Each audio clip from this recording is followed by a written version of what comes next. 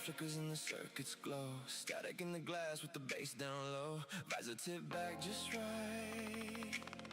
Cyber dingo drifting through electric night.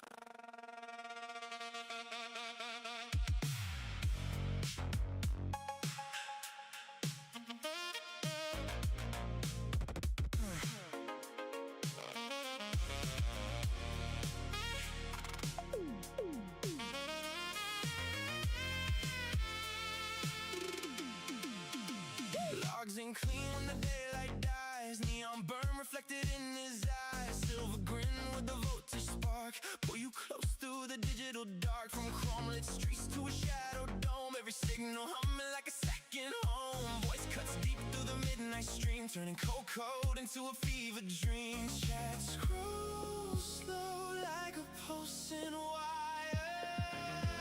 Every heartbeat climbing higher. Welcome to the Go after dark, like close now. Where the heat runs cold, but it hits somehow. From a slow synth glide to a late night flow. Sabadingo got a rhythm that you already know. So lean right in, let the skyline fade. We're lost in the glow that the city made. In a neon den where the shadows all play. Sabadingo after dark pulls you away.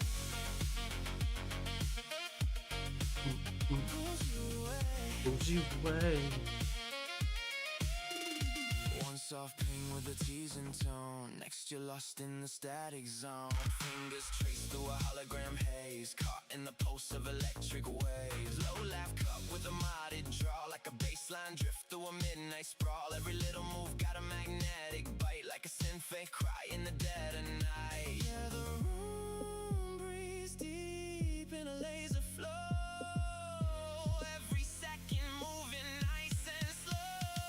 To the Sabadingo after dark's like close now. Where the heat runs cold, but it hits somehow. From a slow synth glide to a late night flow. Sabadingo got a rhythm that you already know.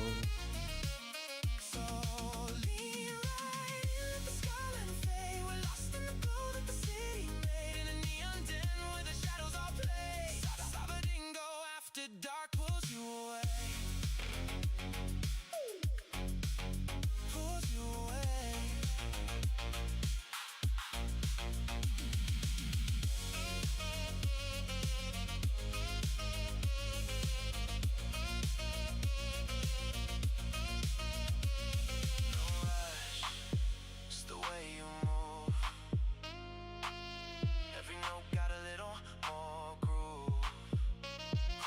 Now, don't say a word.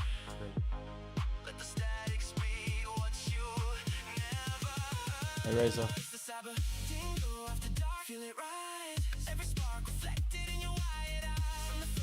Happy Friday.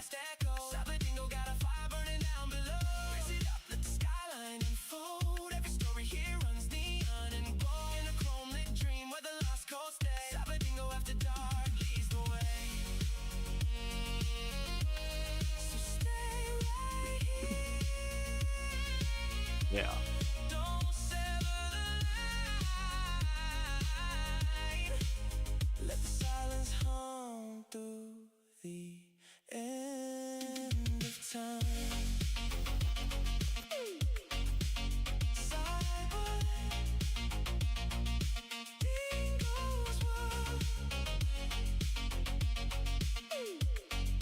Feels like home.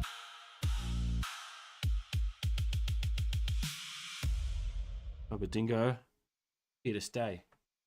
How are you, Razor? Good to see you. Tonight, I don't know what I got myself into. Tonight, playing a little game called Zero Parades for Dead Spies. Okay, this is from, if anybody's heard of it, at home. Getting nails done. Oh, pictures in chat didn't happen. So this is from the makers of Disco Elysium. This is a espionage RPG So a little bit about it. So you're a brilliant and tormented operant on one final desperate assignment. Over your broken network, untangle a web of lies and prove yourself on the world stage, or blow it all up again. So that's from the devs there. That's the blurb. I think we should just get into it, eh? So I played a little bit, but I'm gonna start a new game.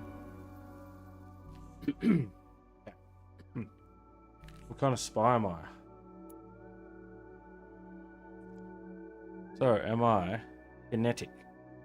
You excel in physical conditioning and apply violent violence. Emotions thwart you. Okay? An engineer of the human soul, spiritually vast, mentally undeveloped. Okay? Charismatic. Your cognitive power makes up for your frail body. A big brain in a glass jar. Analytical. Okay? So I'm glad they simplified it a little bit because it's crazy. Or we can just make our own custom. I don't feel like I want to yet. So I might actually let, since Razor's here, I might actually let you, Razor, pick one. How's that sound? What do you pick, Razor?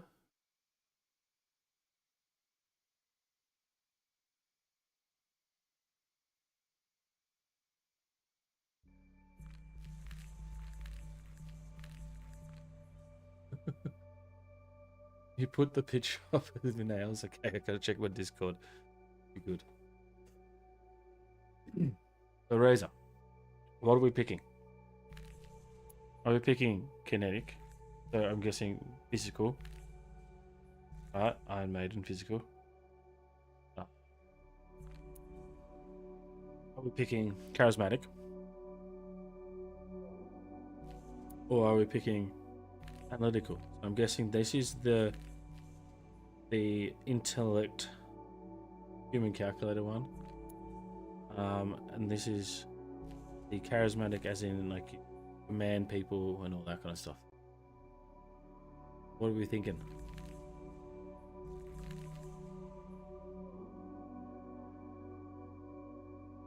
Analytical.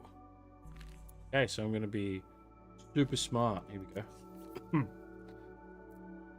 Okay, raise your action skill to train your body and its impulses. Oh.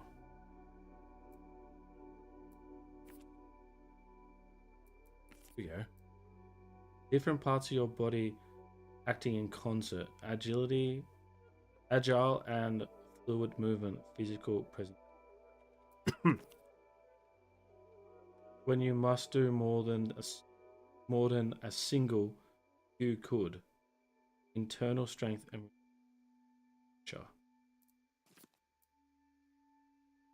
instincts. Uncontrolled aspect of your physicality. Raw impulses, how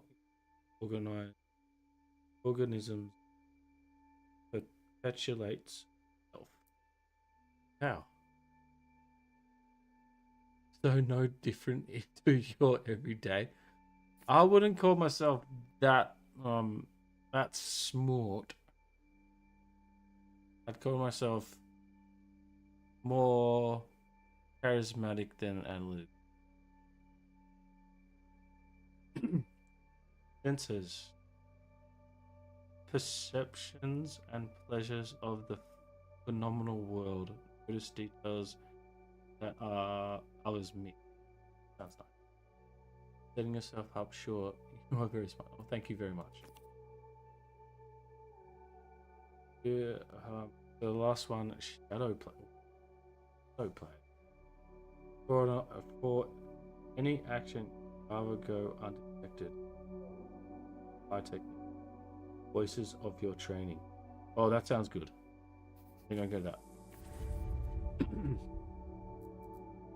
Raise their action to this one. Oh, here we go. Your knowledge of the city and how people use it, varied secrets, useful shortcuts, implies exits. Attunement with facial expressions, tics, body language, read the room and act before anyone. When the task requires a steady hand and a quiet mind, don't let the world see what's behind the mirror. That makes people tick, yourself included. Empathy, manipulation at large. Social force embodied with presence of coercion. Command and intimidate others. Propaganda. Oh man, I think that might be useful, this one. Knowing the city and the people and how to use it. But the nerve sounds good. Everything sounds good. Which one? You want blueprint?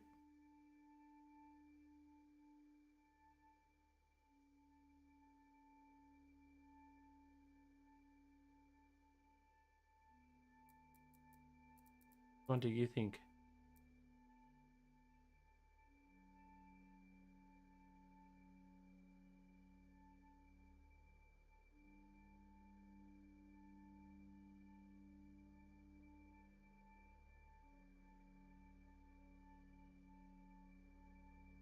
I'm tossing up between blueprint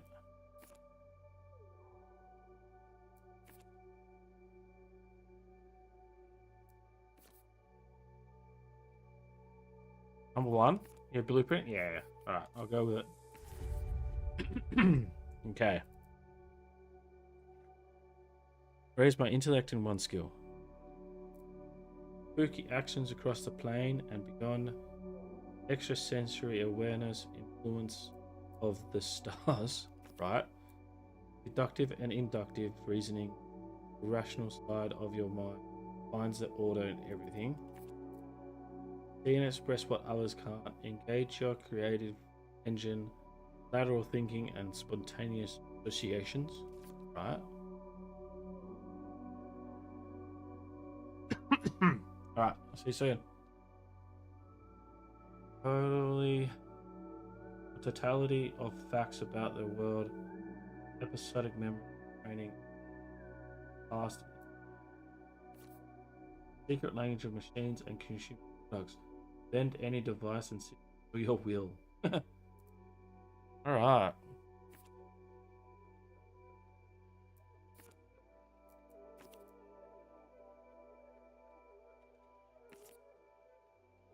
I'm gonna lead into this extrasensory. Just lean into that.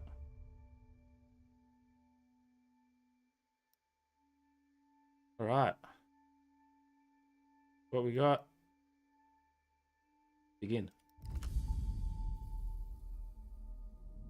The beginning of war.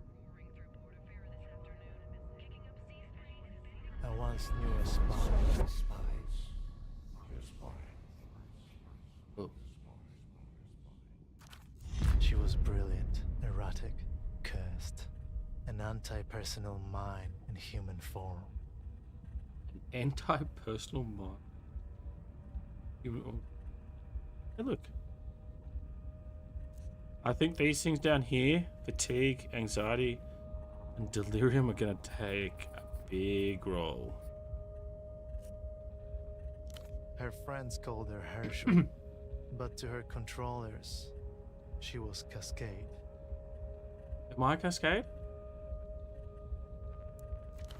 Your name and your cryptonym. A dead limb twitches. What? Oh, shit. Right.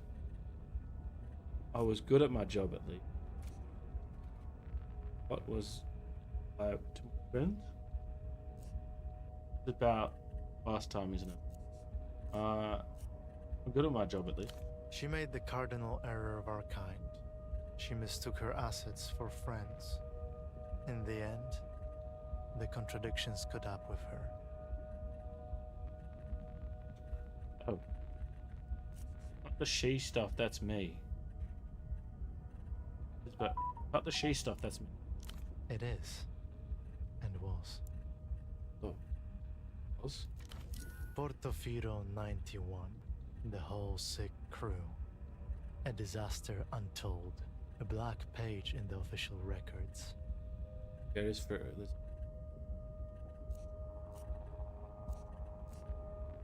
Reports of how it went down remain contested, inconclusive.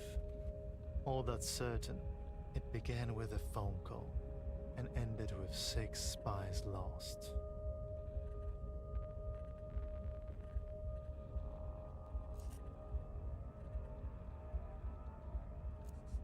We were set up, Dark Forces firing. I don't know that though. Actually, that's enough about that. I can just go back to it. Almost.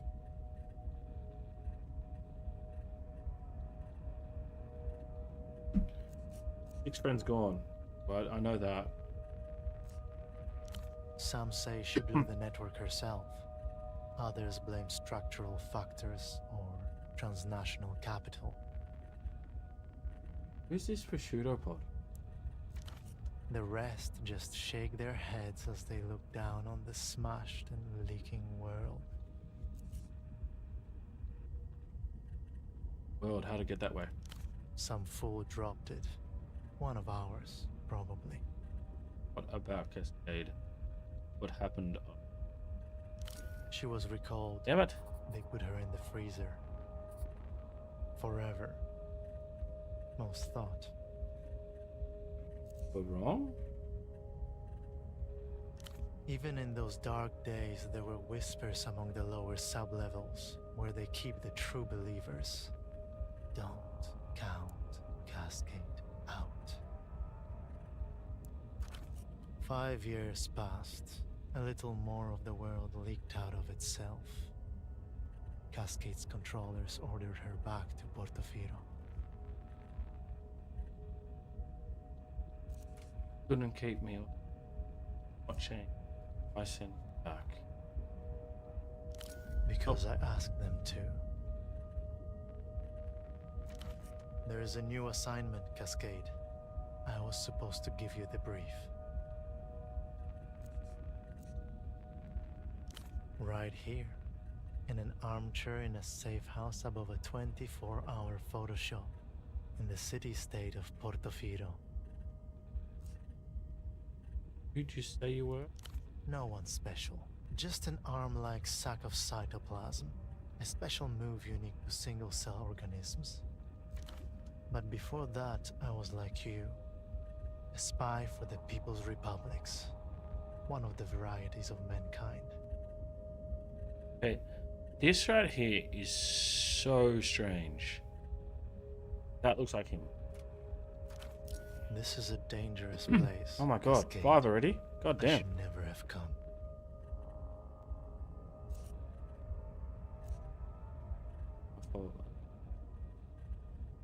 Mention a new assignment. One that could really turn things around. For you, of course. Independent thought and movement are a bit beyond me in my current state. Current state.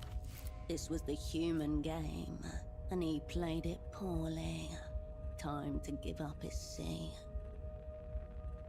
Alright, poet. Jesus. Hold on, how are you talking right now?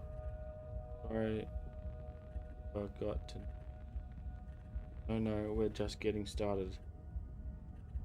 We can pull it back. Never got to know each other? Don't blame yourself, operant. Whatever happens has already happened.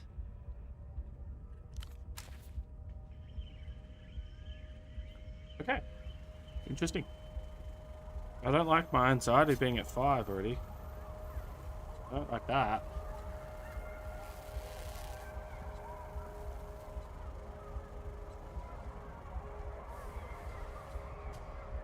Move camera a little bit.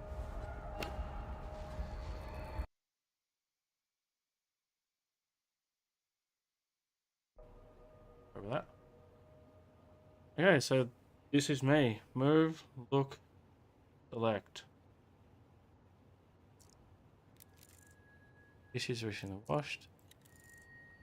This is the door you came in from. Muffled voices raised up below. Nearly identical sets of shirts and trousers. Iron folded.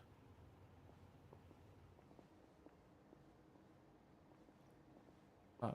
Hey, bro. No, Raddy's still here. You can still call me Raddy. How are you, mate? Good to see you. Thanks for coming in. Okay, this guy looks dead.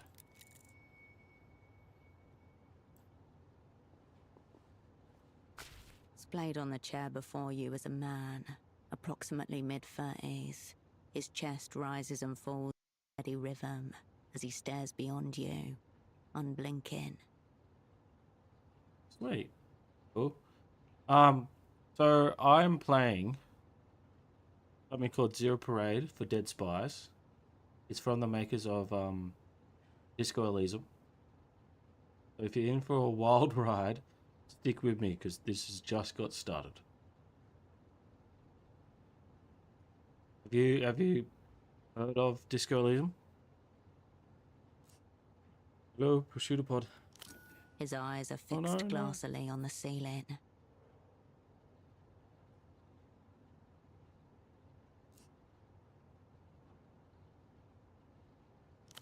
No response, no jolt, no tremor. The film is monochrome and silent. The only soundtrack is the low hum of the projector as the celluloid rushes from its spool. New puzzle style game. You haven't seen Disco Elysium, have you? Look at his eyes, look at his clothes, check the area around. Check the vitals. I'm gonna look into his The eyes. green of long corroded copper. Yeah. This is it's gonna be wild. As for the face around the eyes, his jaw hangs slack. His I do have glasses my askew. detective hat on, bro. The lopsided headphones accentuate a large bald spot atop his crown. Study his clothes. Stiff collared shirt, a snug brown jacket, and nothing below the waist but a pair of red briefs. Well, technically not my detective hat. I'd say it's more of a spy hat on. So I'm gonna be get smart for the night. Missing something. Something does. Oh. As your eyes reach his feet, you notice that the man is also wearing 3 layers of socks, each slightly shorter than the one beneath it. What? 3 layers of socks? Check the area around him. There is no smell of alcohol, nor any open containers, no drug paraphernalia either, just a loose cord trailing to the stereo system. Would you believe a school of deadly piranhas? Believe.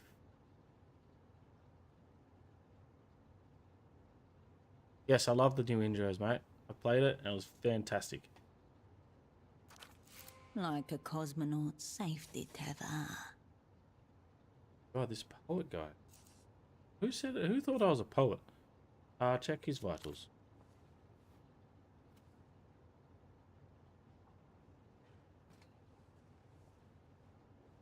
Would you believe 2 sharks Your in fingers detect a infested faint, water? steady pulse within the base of his wrist.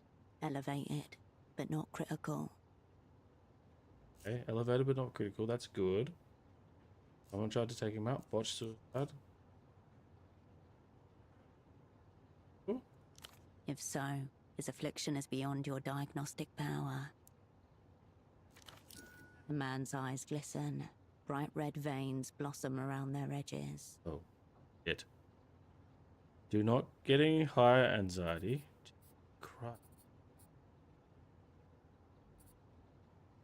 Another friend I let down. Must be some kind of setup. First impressions. I'll work with this. Maybe this is temporary. Turn all that down. He could be cursing your name or chanting absolution. It's impossible to tell. Be cursing your name, chanting up some. Right. However, Oh, he no! ended up like this. Going up. The Margaret, result save is me. the same. Operant lost. You wonder briefly how much or how little you owe him. Your son, man, what is it? A snail's trail of dried saliva glints on the side of his chin. Oh no, this is. I'm gonna fail that. What does exert mean? Expect despair? Oh shit, look at that. Would you believe? A school of angry flounders.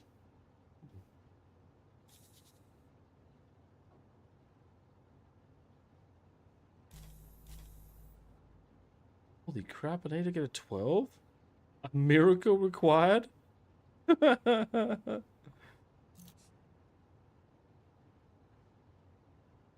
Expect to spare.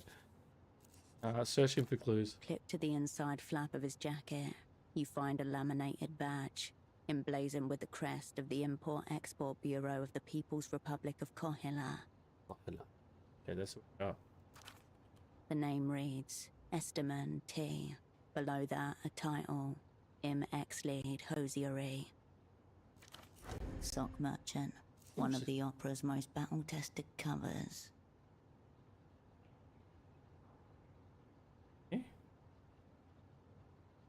Socks, extremely soft core. Explains the 3 pair of socks. Wearing the wares for ease of display, an operant committed to his role. 3 other things of note: a slip of paper, a business card, and a rock-hard piece of candy. Andy, nice. A wrapped-up rectangle of compressed sugar. It's so hard that your fingers cannot make an impression, no matter how much you strain. Oh, yes.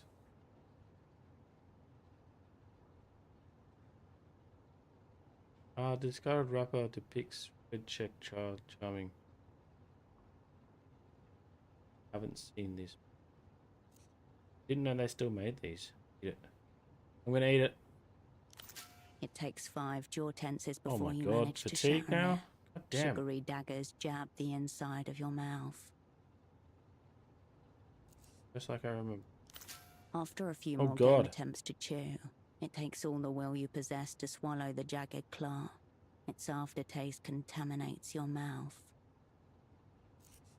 I'm in the papers. It's a purchase order for 10 socks, made out to Carmuna Pessoa, Fashions and Garments, Bootleg Bazaar. What? Purchase order for 10 socks? God. New loose end. Found a purchase order. And socks sent. Experience gained. Bootleg Bazaar. No coordinates found. Some kind of marketplace, and not one you've ever been to. 10 pairs? 5 pairs, 10 socks. Hold on to. The slip of paper grows heavy in your hand. It feels like a baton.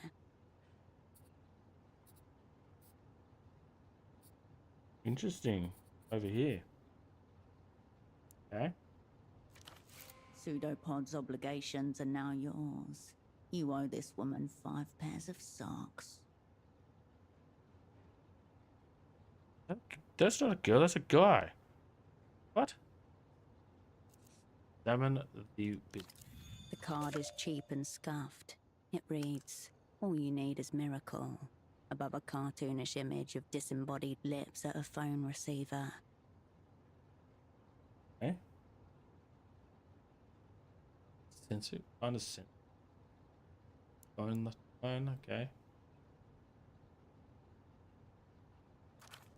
Notably absent is an actual phone number.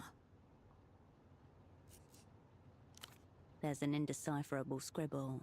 Whatever's written seems to begin with a D. Good. Into your pocket it goes. Hmm? You retract your hand from the man's pockets.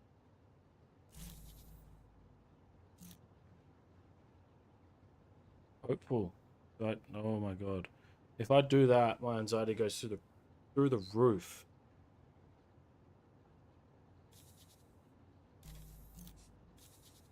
I've got to do hopeful, don't I?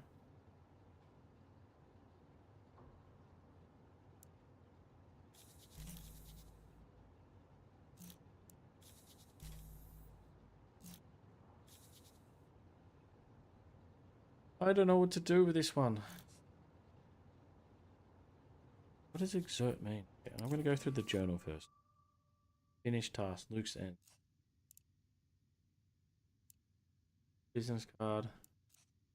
Add a tag. What is that? Oh. Wow. Okay. Everything there.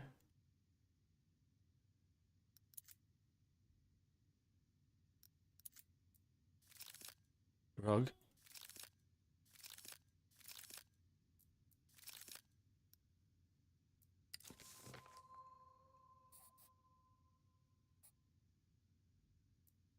Okay.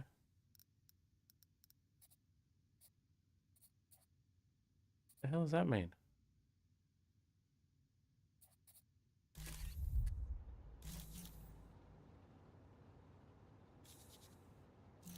Alright. Let's see what happens when my anxiety goes through the roof. You got something coming for me? Oh, do tell. Okay. This is gonna fail miserably, but at least we find out what happens if the anxiety goes way too far.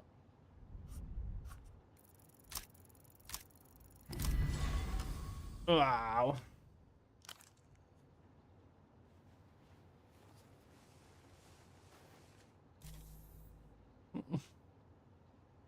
This silent treatment constitutes a Class A war crime against you. Time for invitation. Physical. Where's my assignment brief? Shake him.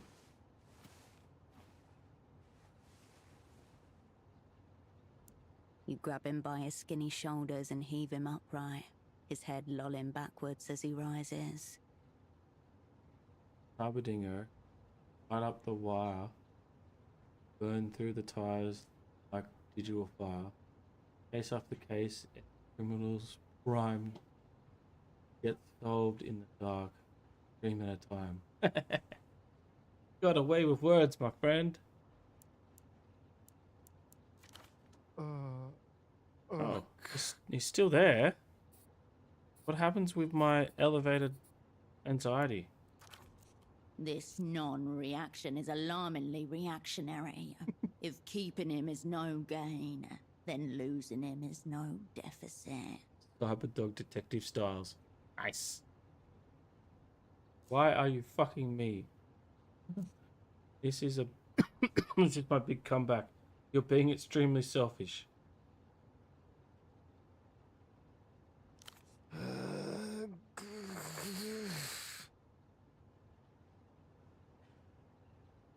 Nice. I'm gonna say it's useless and drop him because I can't do anything else. But that's not.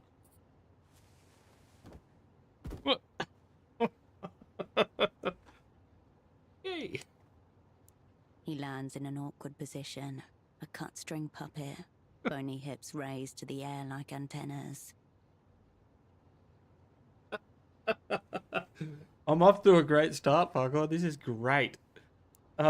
Just look at the position he's in. I couldn't have done it better. There's your brief, operant. Oh, God. Flaunting a reactionary pose, further insult. Leave the brief hog where he lies. I'm sorry you made me do that. And stay floored. He does not respond, though if you didn't know any better, his deserted eyes seem to be urging you towards the bathroom. Oh. Out of his chair he looks smaller, more fragile, and deeply lost. Thousands of miles away, his mother flinches in her sleep.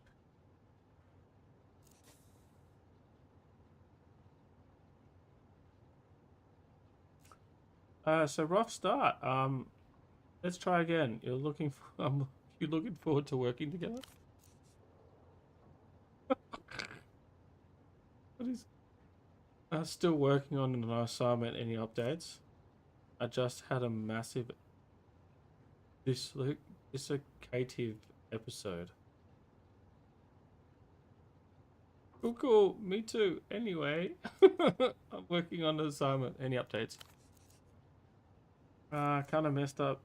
They didn't give me any information here, right? Just your name. Between us, it's been a while since I've done this. Fortunately, you seem to be on top of things. Saliva leaks from the corner of the man's mouth and pools on the floor. Oh, good. This was supposed to be my big comeback. I'm sorry we won't get a chance to sell socks together. You don't think this is my fault, do you? Couldn't help but notice your designated lead. Let's check in again later. Sorry we won't get to sell socks together. In another life, you are both earnestly selling your cotton wares, far beyond the shadows of international intelligence. Oh, good. Supposed to be my big comeback. Thank you for your support. You think I can't do it? Fuck would you know? Cool, all my assignment is. Thank you for your support. Don't think couldn't get a note. Don't think this is my fault, do you? Stop you there, idiot. Cool, just checking. You are way out of line. You are way out of line. Couldn't help but notice you're a designated. I know in my heart I am lead. Opera can do, we must. More experience? Like I'm in. Right, I'm gonna check on you later. I pursue a partner. It's me run something, but nothing more done here. Oh. Your double didn't notice your arrival. He doesn't notice your departure either. Oh god. Stereo system set to standby mode. Failure flash of red. This small table has been turned into a makeshift desk. The startlingly red folder stands out against the clutter. Examine the red folder. The small label in the top left corner is printed with one word. Your cryptonym, Cascade. Well, that's good. The color reminds you of pomegranate. The color reminds me of pomegranate. Oh, failed. The folder opens with a whoosh.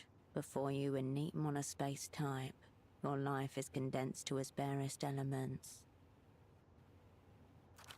Name Will Kershaw, cryptonym Cascade, born Landau, former Republic of Mercia. Dependents none. Pay class D2. Years of service 14. Oh, cool. All true. None of it useful just now.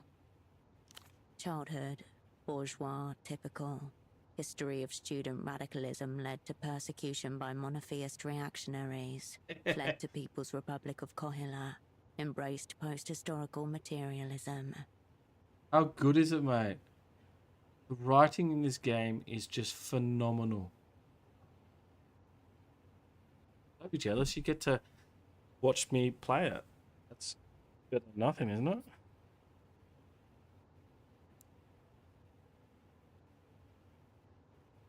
I'm not wrong. In short, born capitalist, reborn communist. Oh, that was a success. Mad. I don't lie on it. I only said that stuff that let me in. Medical record. History of dissociative episodes and reckless action. Gunshot, chest. Retained bullet. 10 millimeters pre-service. Sexuality. Homosexual tendencies. Unconfirmed. They come up with this stuff.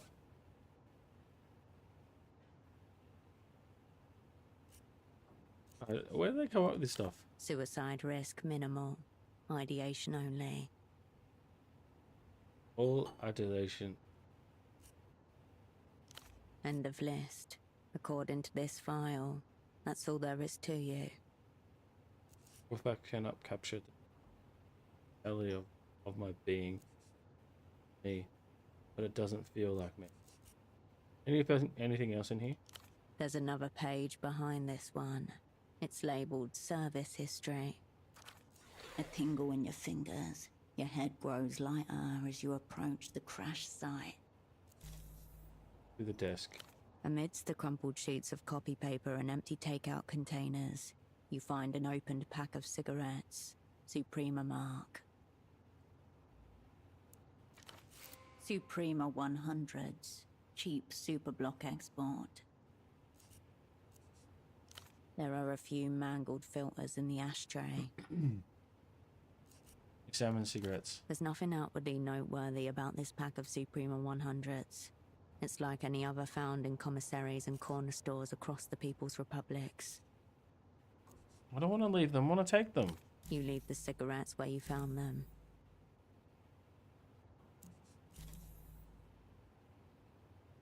I can't exert. Oh no.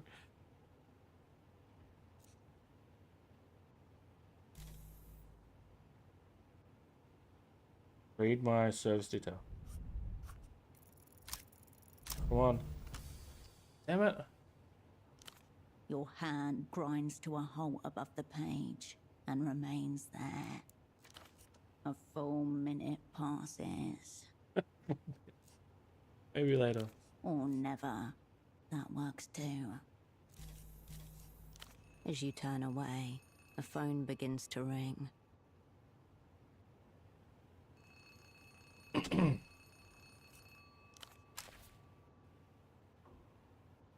Where's the phone? You pick up the phone. The handset vibrates in your palm. A spy. A peculiar species of static washes over your ear. The exquisite work of the magic box. One of the proudest achievements of the Opera's Technical Services Office. Half a world away, a familiar voice splits into 256,000 encrypted fragments before coalescing again by your ear. Ow. Please tell me you have good news. Hola? 5 years, 3 months, 10 days. That's how long it's been since her voice was in your ear. Operant, you made it. Your voice hasn't changed. We'll get to catch-ups later. Put pseudopod on the line. You glance over at the man face down on the floor. That's a problem. You feel the receiver Oh, slipping from your sweaty shite. palm.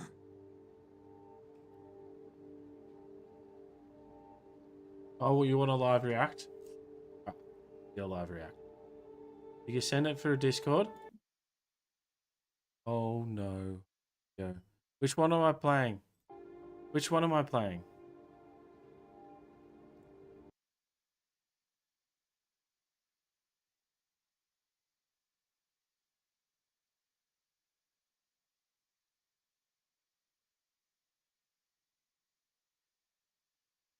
The live react requested from one and only 5.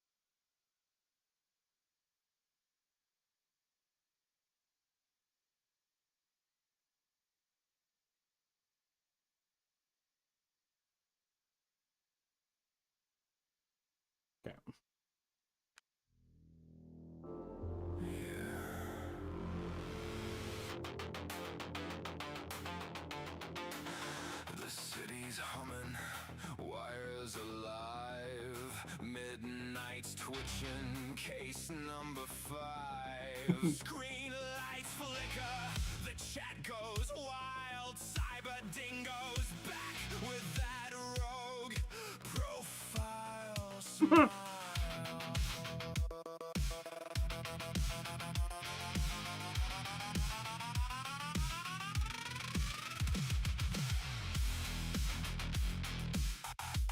Holy shit.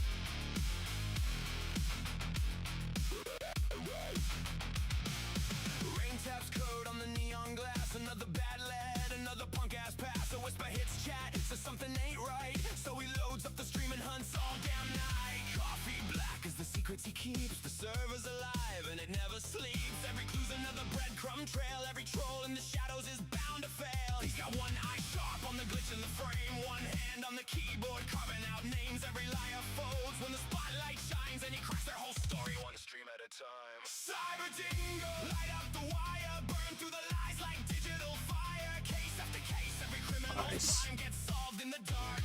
One stream at a time. Cyber dingo, chats on the line. Dropping clues faster than a fault line. Truth gets dragged from the depths they hide. One stream, one crime, one hell of a ride. It's you on the vocals? Nice.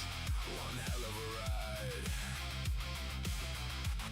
A missing emote and a stolen substreak. A hacker left laughing with code too weak. The mods lock it down, but the perp slips free till Dingo traces footprints through infinity. Chat starts spamming. Who did the deed? He grins like a wolf about to make him bleed. Clicks one file and the silence breaks. The whole damn channel feels the earth shake. The suspects sweat through their cheap disguise. Can't outrun a dingo with cyber eyes. Yeah. Faster than the fake ass lines, and justice drops clean. One stream at a time. Cyber dingo, light up the wire. Burn through the lies like digital fire. Case after case, every criminal's crime gets solved in the dark. One stream at a time. Connection unstable. Nah, not tonight. Yeah.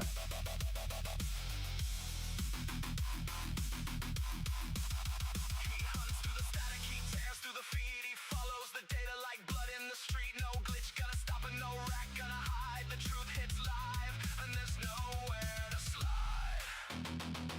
Solve the case. Drop that name. Expose the shack. Cyber dingo, king of the stream. Sharper than code and meaner than schemes. Every dark secret comes into line when he solves that shit. One stream at a time. Cyber dingo, chat testify. Another mystery laid out to die. The city logs off when he closes the file. Till the next red light. Nice. Next red light. Detective smile. Stream ending soon. But somewhere out there, another mystery's buffering.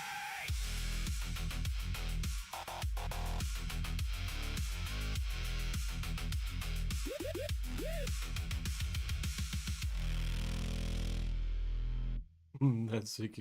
That's pretty sick, dude. I really enjoyed that. Thank you so much for that. That's the amazing Farquaad, everybody. Farquaad Roxy makes awesome music. He's also going to do something that he mentioned in our community, one more game, that is pretty freaking cool. The other one's more American. Okay, cool. But he's gonna what? Let me know in chat what your idea was. It's pretty big, pretty long, and I'll just read it out for everyone. But go check him out. If you haven't, give him a follow. Because he does some amazing stuff over there. So I don't think the cord will reach that far. What do you mean? Why not? I looked in his eyes and saw the empty room. There were no spies inside.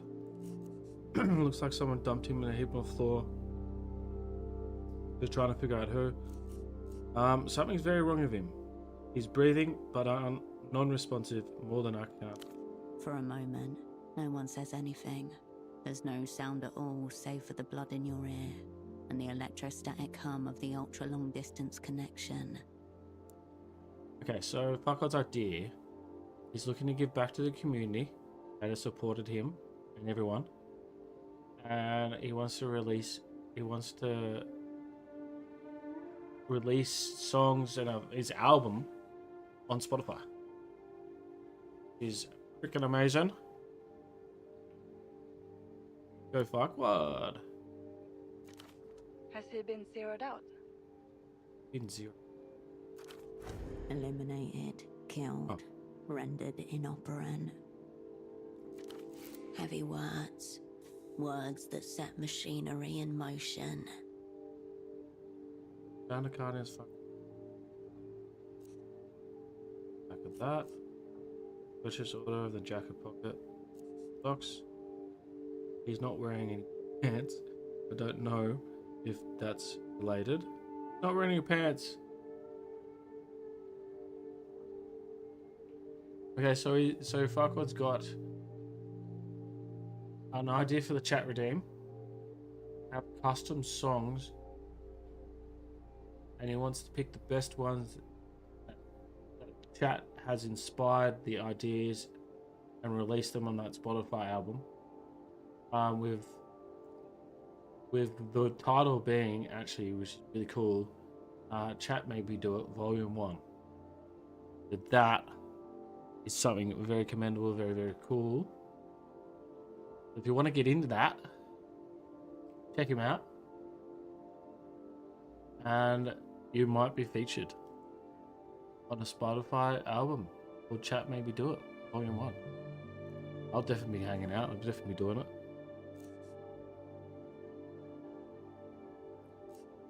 Not wearing any pants, and I don't know what if that's related. Are you implying that he succumbed to some kind of... Tsunami of self-love. A tsunami of self-love. I'm saying he tugged himself right off the living plane. That's my theory. That might be more reassuring than alternative. I have no idea. We're not getting anywhere with this. No shit.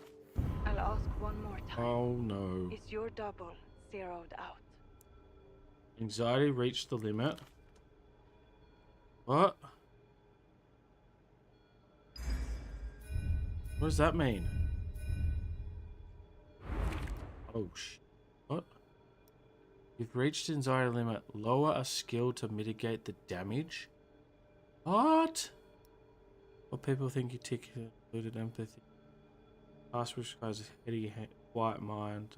Called special force embodied the. Oh my god. Hey. Let's do that one.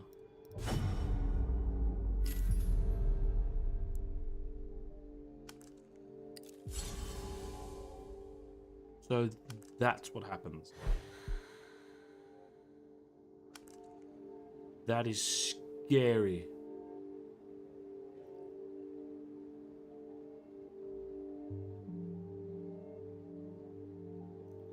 Thinking about the username as like inspired. Oh, Lincoln's playing Subnautica too.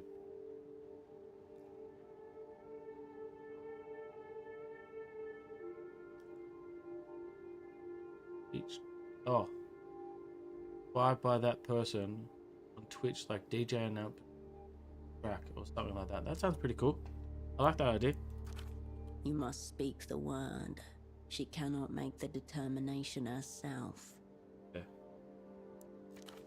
5,000 kilometers away, in a small office deep underground, a mid-level controller of the Operant Bureau leans forward and cups a hand over her earpiece.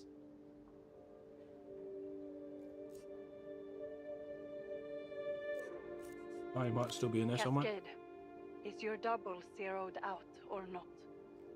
Don't know. Yes, you do. Is he zeroed out, Operant? Right.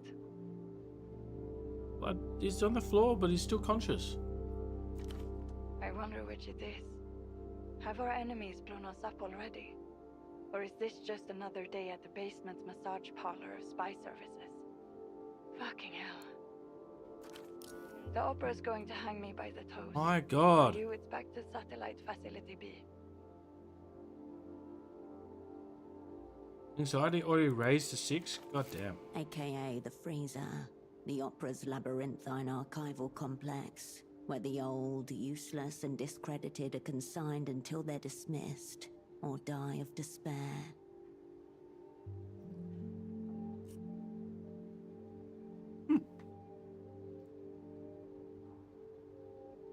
Listen, Mel. What of this is way bigger than me and a computer. Forget that. Spy more, spy harder. Well, hold on. I just got in. Give me a chance here. Get real, Cascade. This isn't your personal redemption tour. You haven't even got the assignment. I tried. He wouldn't give it to me. Listen to me. This assignment is over. Effective immediately. Damn it. The woman in the Photoshop downstairs, Constance. She's one of ours. Let her deal with Pseudopod. Photo lady? Right. Cool. He can sub in the assignment. Let's go. What about me? As for you, we need to get you on the next aerotram out of the city. Even as your controller is speaking, your mind is settling back into familiar grooves. The old mechanisms slide and click into position. That numberless phone line may be worth investigating. Perhaps the room contains other leads as well.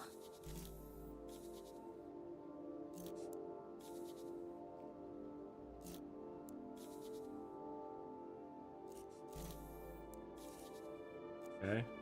You don't really expect me to leave my double like this, do you? Let the photo lady deal with him. Your concern is getting out of Portofino, understand?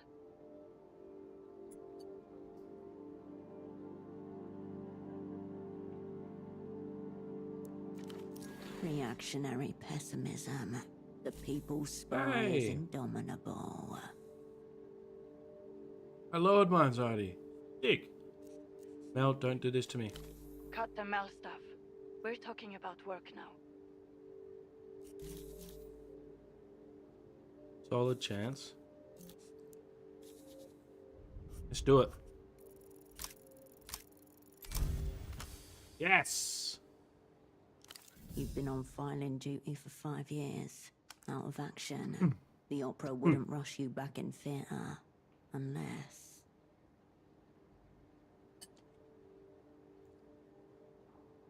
One of the whole sick crew reached out.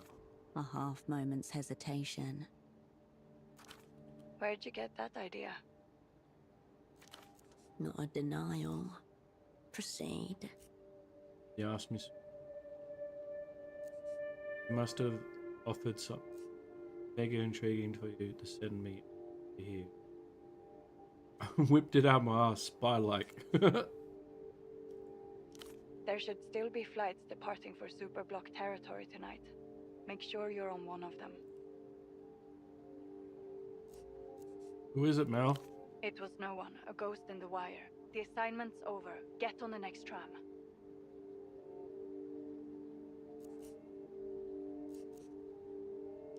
Then you're going to end up like Pseudopod. Zeroed out. Your choice. A click, and the line Oh, goes dead. wow.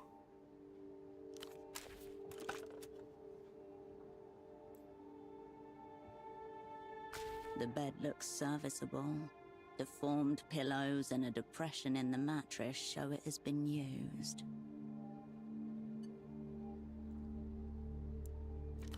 Room for two. You were supposed to lie here alongside your double. It is 9. Oh, he's not in a chair.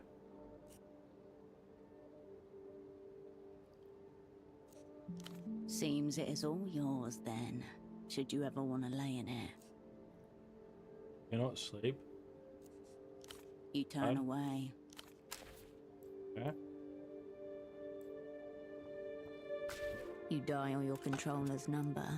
The phone buzzes. After several rings, someone picks up. You should be heading out by now. What is it? I don't want to hear your voice again. Now you've heard it. Get moving, operant. The line goes dead. I wonder if I call it again, I'm gonna be annoyed. You dial your controller's number. The phone. You should be heading out by now. What is it? Right, I'm sorry. The tram, operant. Get moving. The line goes dead. Oh Lord. Lordy Lord. A pair of men's trousers are hung delicately over the shower rail.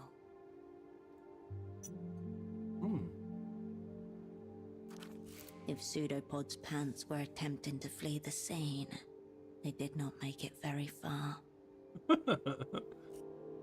Brown, shapeless, utterly unremarkable.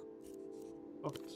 The front and back pockets are completely empty, except for a few pieces of linen. Oh, Your hoist-in must have compressed his lungs somehow. Unless...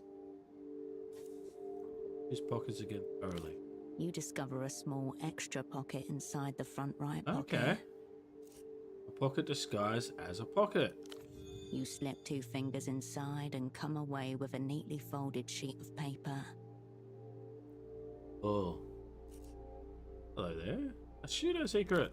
The page is notebook-sized and perforated along one edge. It reads, THA 7LESAPR 032 WIFO 9W TBGFL W25. What the hell? Half a cipher. The language of spies. You've carried papers like this, folded up and hidden away in secret pockets and compartments. Totally meaningless, yet no meaning can be made without it.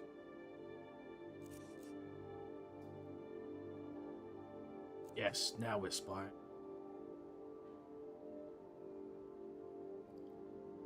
Nice teamwork. The pack of cigarettes on the desk. You missed something about them.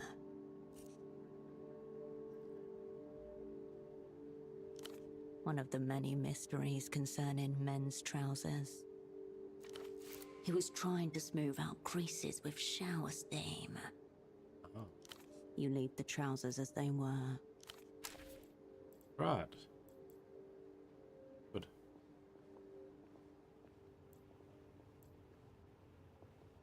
You return to the desk. Everything is right where secreted neatly against the inner wall of the pack, just as you were once taught to do yourself. A crisply folded sheet of A7 paper. It reads,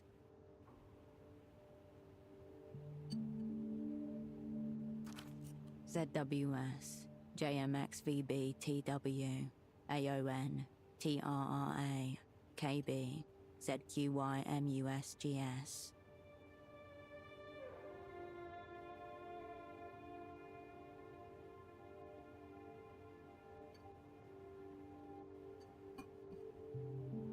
Hey, Cascade still got it. One-to-one correspondence between key and text. This is a Rosetta cipher. Your heart skips a beat. Take them. The pack slides nicely into your pocket, as though it always belonged there. Oh. Oh, yeah. Apply one-time key to the ciphertext. Come on, give me a success. Yes!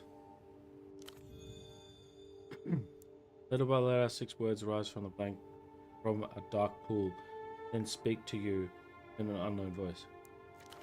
For Cascade, all will be forgiven.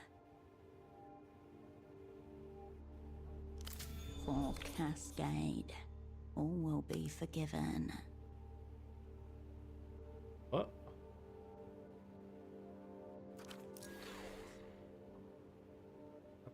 Pretty thought, if it's possible.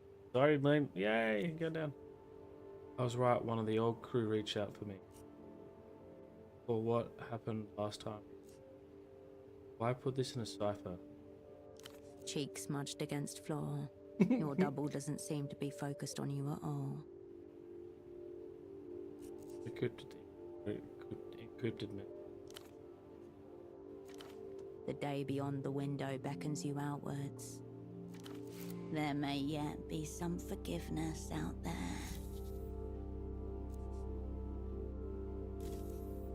You turn away from the desk.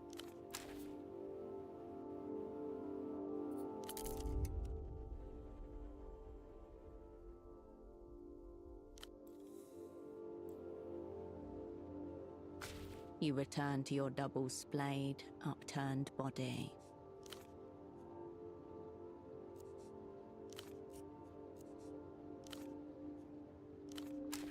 Okay, can't do anything with him. Following the cord from your double's headphones, you come to a mid-sized home stereo resting on a sideboard. A prototype 0909 50-watt with multi-disc changer.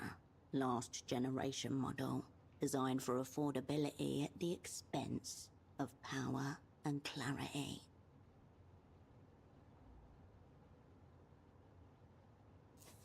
Click the D. Through the translucent view panel, you see a single red disc loaded in place.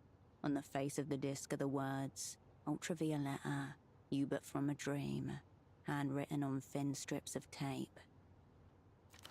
You don't recognize the artist. Yeah. The disc is loaded, ready to tell you. No. The chunky button makes a satisfying little thunk as you push it in. Oh, that's a cool detail. Look at that. That's really cool. The discus begins to turn. You know because the spindle was rotating, though the speakers don't produce any sound at all. Broken. It doesn't appear to be. The disc is spinning the way it's meant to. Interesting.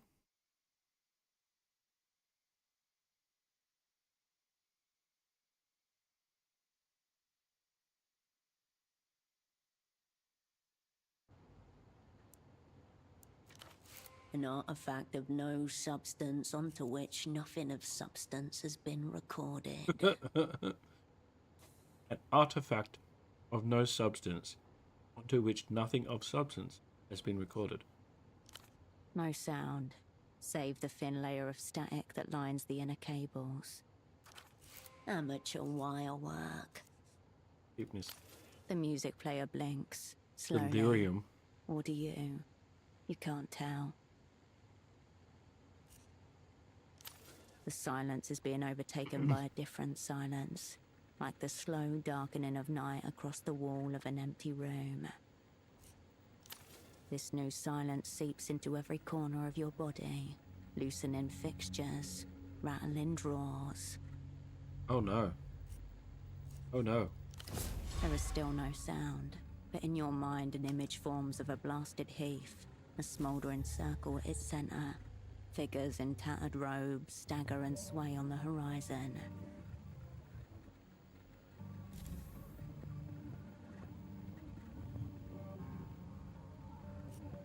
Hold on, what's going on? Nothing. You're simply playing a disc on a common home stereo system, the sort of thing millions of people across the world do every day. What killed him? No, you probably shouldn't.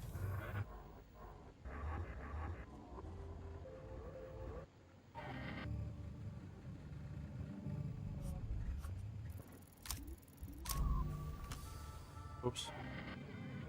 Your mind blanks. The power grid ravaged by an unseen, faraway storm. Whatever you say it is, Herschel. Slowly, you return to yourself. Alright. That's not cool. The static quiets as you reset the volume. A brief internal hum, then the disc slides halfway out of the machine, and waits there like it's trying to hide from you. Oh god. You remove the red disc and place it into your pocket.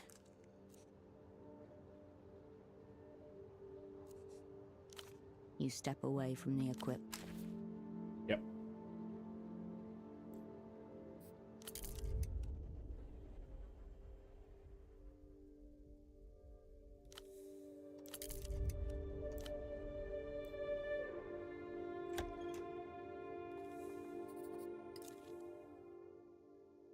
Okay.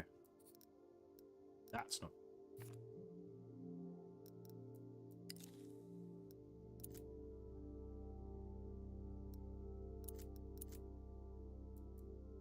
Oh, honest to delirium. Right, that's good. Oh. Map?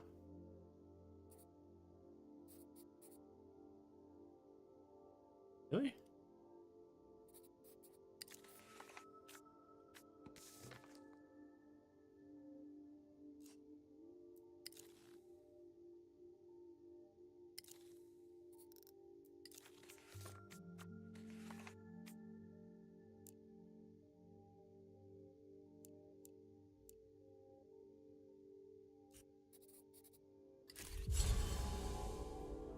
Good.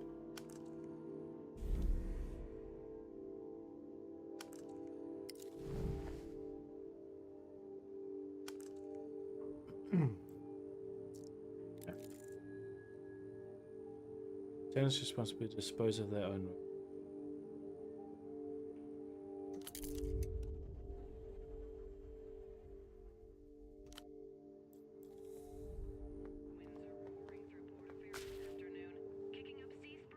Enough! You're blacklisted. Take your sick little games elsewhere. Oh. Easy, lady. I just want to develop some photographs. I'm not trying to take your innocence. Man in the ugly coat. That's an interesting camera he's carrying. Professional class. No consumer model. Does that poor girl even know what you're up to? You have a wild imagination. A little photo should not count as a crime. It's not like it's a loaded gun or something. The woman casts a split-second glance in your direction.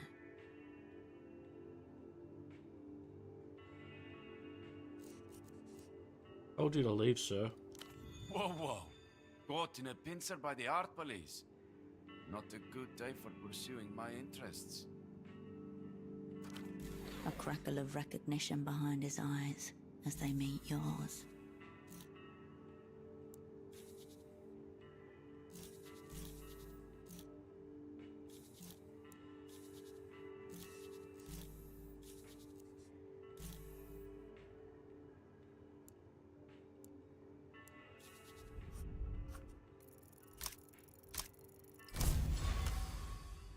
Yes.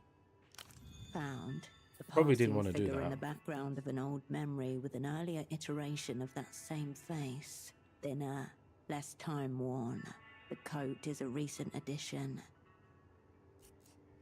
No references found. Most likely you never even spoke with him. Impossible to say for certain. The box is labeled Portofino 88 to 91. If you don't know, then you know. Okay. A lonesome utility shack high above the city. Its door broken on its hinge. A white cat tracks bloody prints in the dirt. Sadness overwhelming. What? Gives you an aggressive look. She's probably another victim of your so-called street art.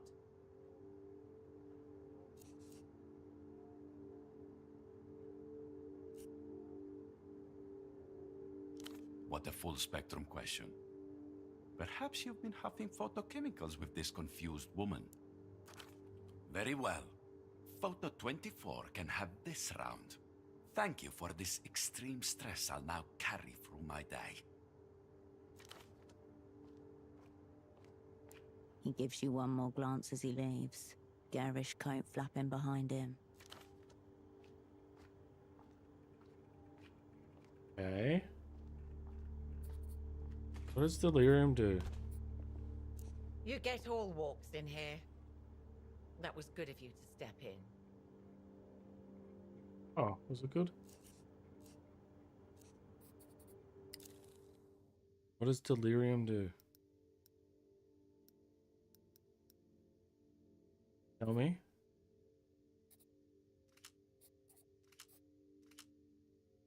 Cannot exert intelligence checks. Okay. This. Recently slept, cannot sleep again. Okay. Who was that, man? Nobody. A seedy little oddity who likes making fantastical threats. Sounds like a real threat to me. Not to worry. You won't be seeing him around anymore. You caught him on the day of his banishment. Banishment? You've not seen the last of him. The two of you are bound by a hideous orange thread. Oh, good. Ah, while I have it here, this is the screwdriver pseudopod requested. For the fax machine. This Thanks. toolkit looks so empty, barely usable in its current state. Fortunately, it appears highly expandable. She gestures towards the monstrous off-white plastic machine behind you. Speaking of, where is your double? This woman could be a valuable source of information if you can prise it from her. Hold on, we barely spoke. And I didn't even introduce. No introductions necessary. You're operant Cascade. I'm Constance, of course. Yes. Special asset, liminal class. Making my debut with the Operant Bureau. Oh. She gives you a curt but respectful nod in return.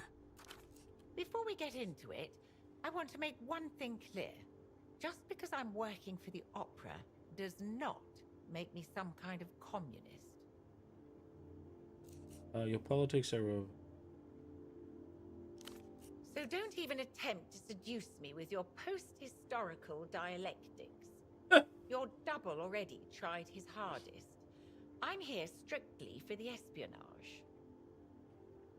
special accent. Very modern. I mean, this... No cause for worry. Pseudopod's been teaching me the basics of stagecraft. The only thing I haven't got up and working is this monstrous fax machine. She looks at you, awaiting instructions. Oh, but... It's that little amber light. It means out of order, and I haven't been able to get it to green, meaning in order. Pseudopod assured me this machine was a vital tool of communication, as precious to our work as the magic box we installed on your room phone. Oh, really? That thing looks evil. Nothing to do with it. I'm telling you now, Operant.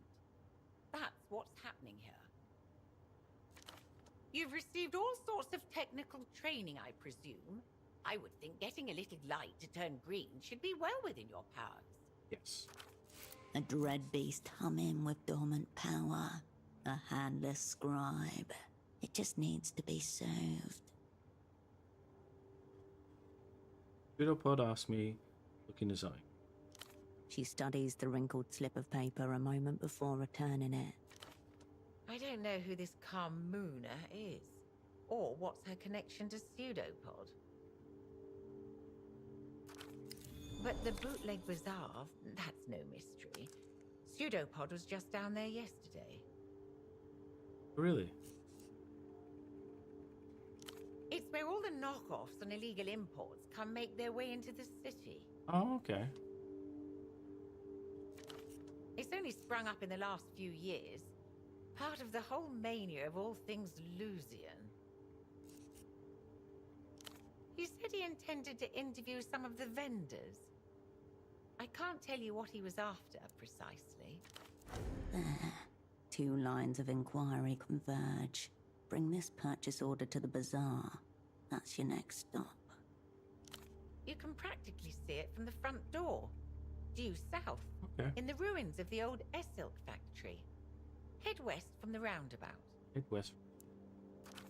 If by some chance you find yourself in Party Alley, it means you've gone the wrong way. Very good. Thank you, Goth. Anything for the assignment. Was there You're anything professional. else? You know what happened? Do you happen to know what this? I certainly don't. It looks flirtatious. Invitation? Never during working hours. Seedy business attracts itself. Try the Fogged Mirror. It's a bar just to the west, along Party Alley. Your old haunt, where you met with your former assets once upon an assignment. Oh, no. She gives you a brief nod. One other thing, I wasn't being entirely clear about this. Need your help with work. Very with it. well. What's your opinion on the assignment? Forgive me. Is this some kind of test? Shouldn't you be the one advancing thesis and so forth? We're off to a very bad start, I'm afraid. A bit early for such a declaration, isn't it? You've only just arrived. She gives you a nod. Wasn't entirely about him. What do you mean? Something's wrong with on risk.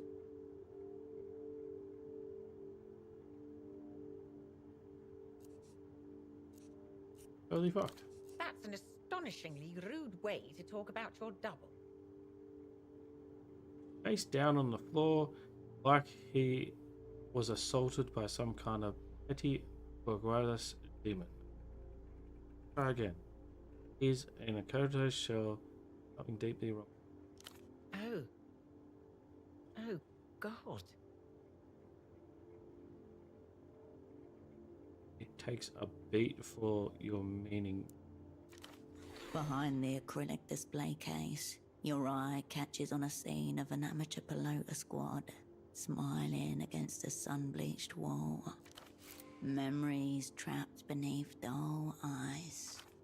What do we do, Operant? First off, when did you last see him? It was yesterday, when he returned for the evening. He looked stressed, like he was shouldering a great burden. What a burden. It must have been the assignment, I'm sure. Did he mean he looked No, not depressed. chase ahead? Pseudopod was a very good teacher. He said it would fall on me to see after any operants who are incapacitated in theatre. I wonder, did he ever suspect he was talking about himself?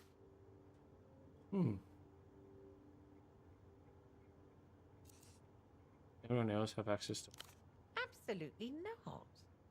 Nobody's been upstairs except yourself and Pseudopod. Really? What's it? Locals with fancy. I can assure you, Operant. Oh dear, I could use a rag. Found the. I've never seen this before. What's on it? Meaning Pseudopod must have brought it here. Yeah. You know a band called Ultraviolet? No, I don't pay attention to all that. Music is very overrated in my opinion. Oh, really? Don't get to know Varkod then. Anywhere. And I love your dress. Or Sky. Doesn't seem. This gave me a very almost feeling. I think it's. But it's just a disc. How can that be? I've got.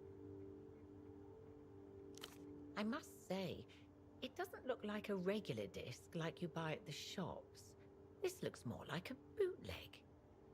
What do you think happened? I haven't the faintest idea. I'm adrift. Pseudopod struck me as an absolute professional and very cautious. Really? Your double's condition is of secondary importance. Yeah? I suppose I could move him to the spare room down here. That way I can keep an eye on him. You could also put his pants on, please. She doesn't respond, but looks down as her cheeks flush deep crimson. We need to talk. We need to get A a doctor. doctor. Right. Good thinking. Dr. Hugo would help. He runs a houseboat clinic in the back ways to the west of the old docks, past the waterlock. Let's do that one. Right. Of course. The least I can do. I had to do was ask him. Before you do, I understand this is your first time back in theatre for some time. I just wanted to say, welcome back to the opera. I don't like the opera.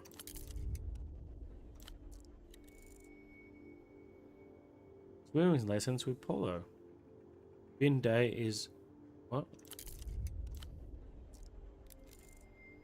Various stacks of holiday cards. 97 pre.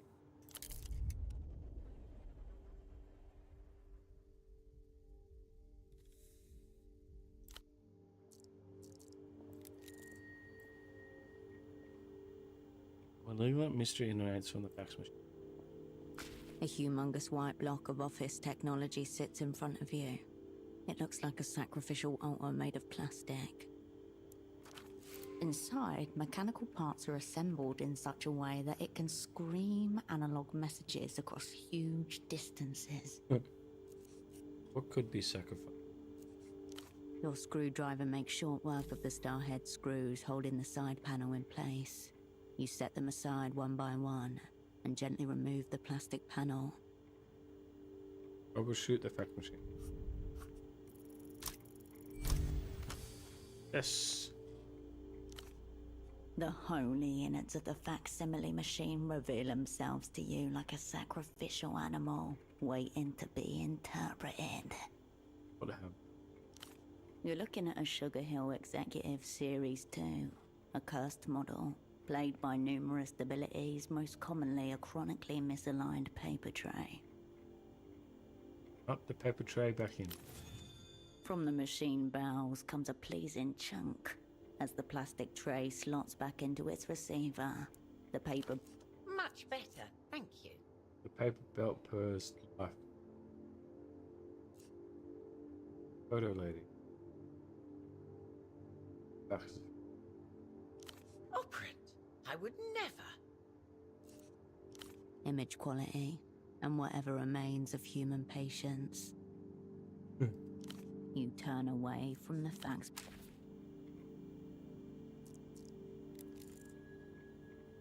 If users is held together with a coin. Really?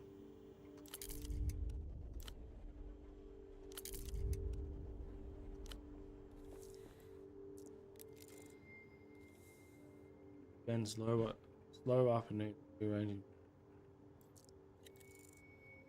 Peter Curtin deals public and privacy spheres. All stacked on the high hoarder, labeled buttons. The screen flickers. Static turns to black. A booming voice emerges. Did you know water covers approximately 63% of the world, but the sky covers 100%? Wrong. The sky is only 98% sky. The other 2% is used to cover up the fact that they replaced the moon. 4 times. On screen, there appears a man with a paper bag over his head. He gesticulates wildly. But they don't want you to know that. That's why they're coming for me. But not before I tell you the truth. The screen warps and color shifts. Between clips of the bagman talking, a phone number flashes urgently. Who and what is this? I am Subcommandante Beckman, and this is the reality situation. No breaks, no filters, no cowards. Hub Commander. Who gave him that rank? This is a war, and I don't take orders from anyone, especially not reality. He glares in the camera and paper slot. Okay. There's a loot. Finally, someone who says what they've been The thinking. words, the big lie, appear in bold white letters. They pulse once, then scatter outward, as if detonated by unseen forces. The excitement, the anticipation, it's all Damn it. got you feeling a little on edge. Write down his number. You jot down the digits as Bagman watches on.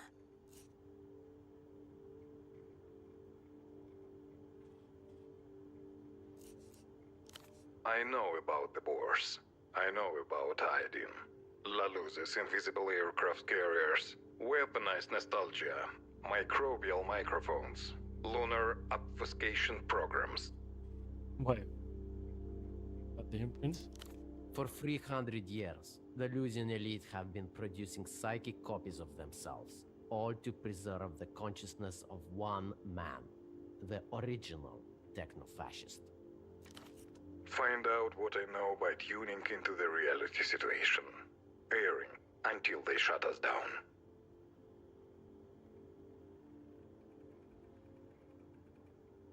I'll ask yourself, why is this man with a bag on his head the only one saying this? The reality situation. Airing until they shut us down. The sounds from the commercial fade. Right, that wasn't weird at all.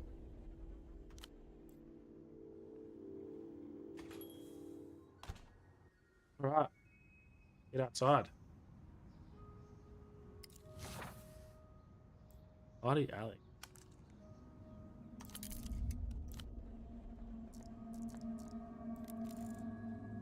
Sour smell rises, drawing the flies, and pale crisp glow of the reading lamp shines in the window.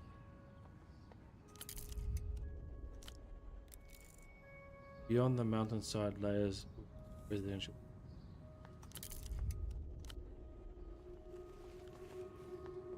Skateboarder.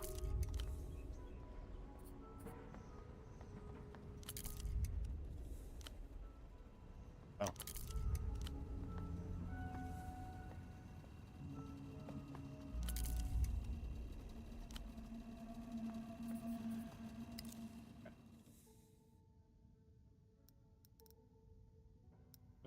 Vending machines.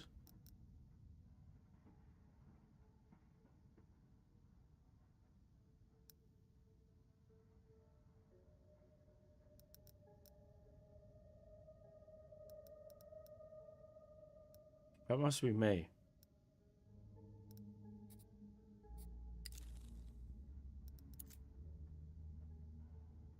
This.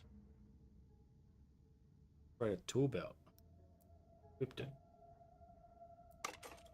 Nice.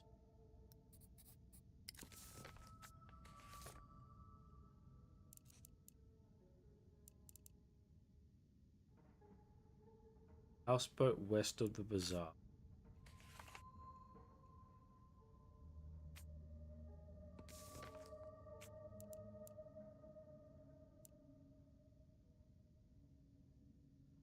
Bootleg bazaar.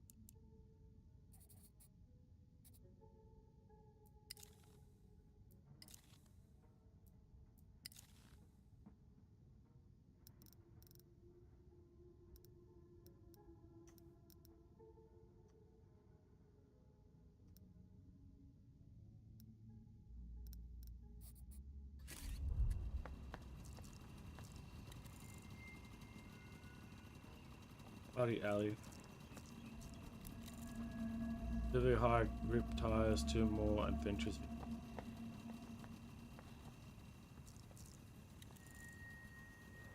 Ad for a new film. Release date is 6 months ago. Cool. Someone has tied a clean graffiti here.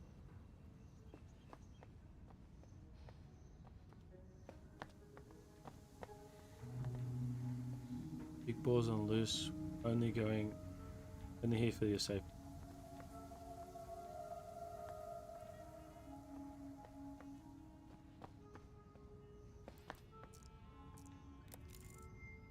Assortment, oh wow. The sour scent of urine surrounds the vending machine. Luckily, the beverages inside look fresh.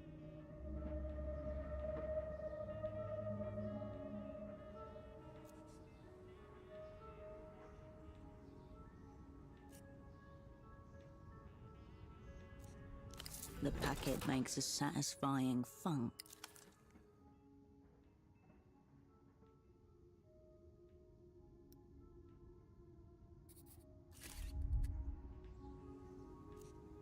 The piss smell waves. Piss spell.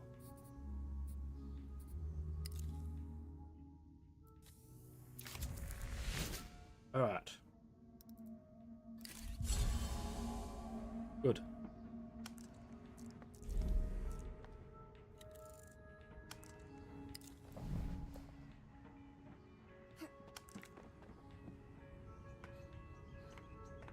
I don't know where I'm going.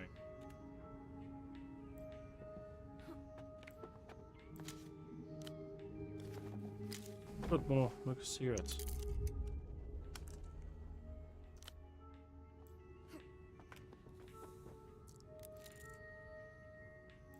Someone's been using this as a dash. Requires a prober.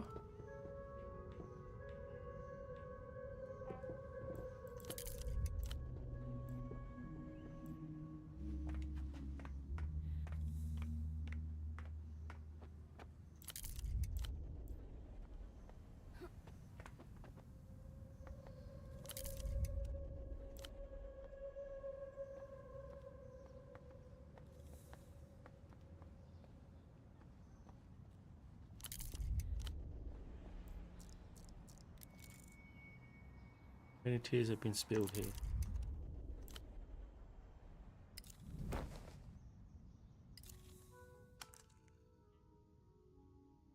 Yeah.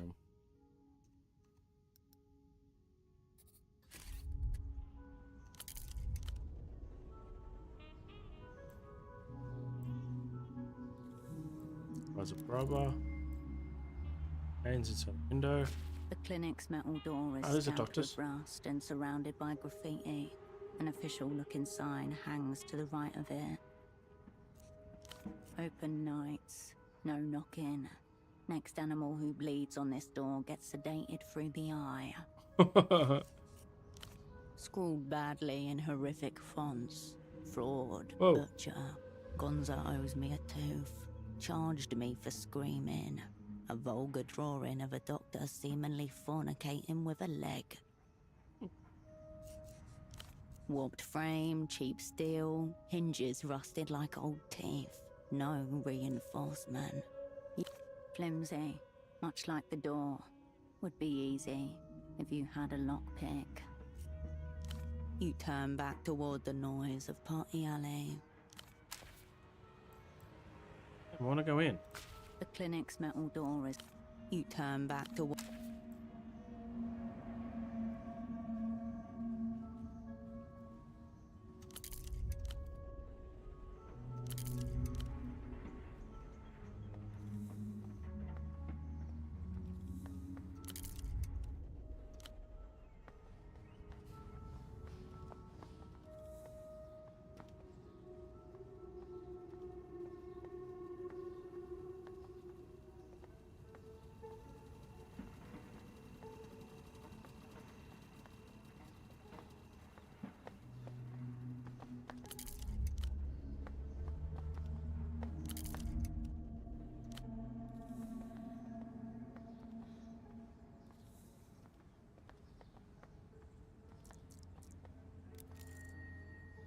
Tuk-tuk has been parked for some time.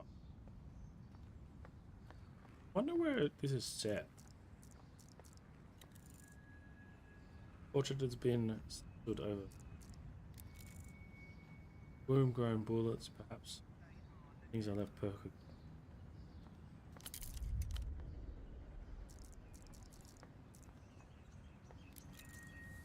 Propaganda.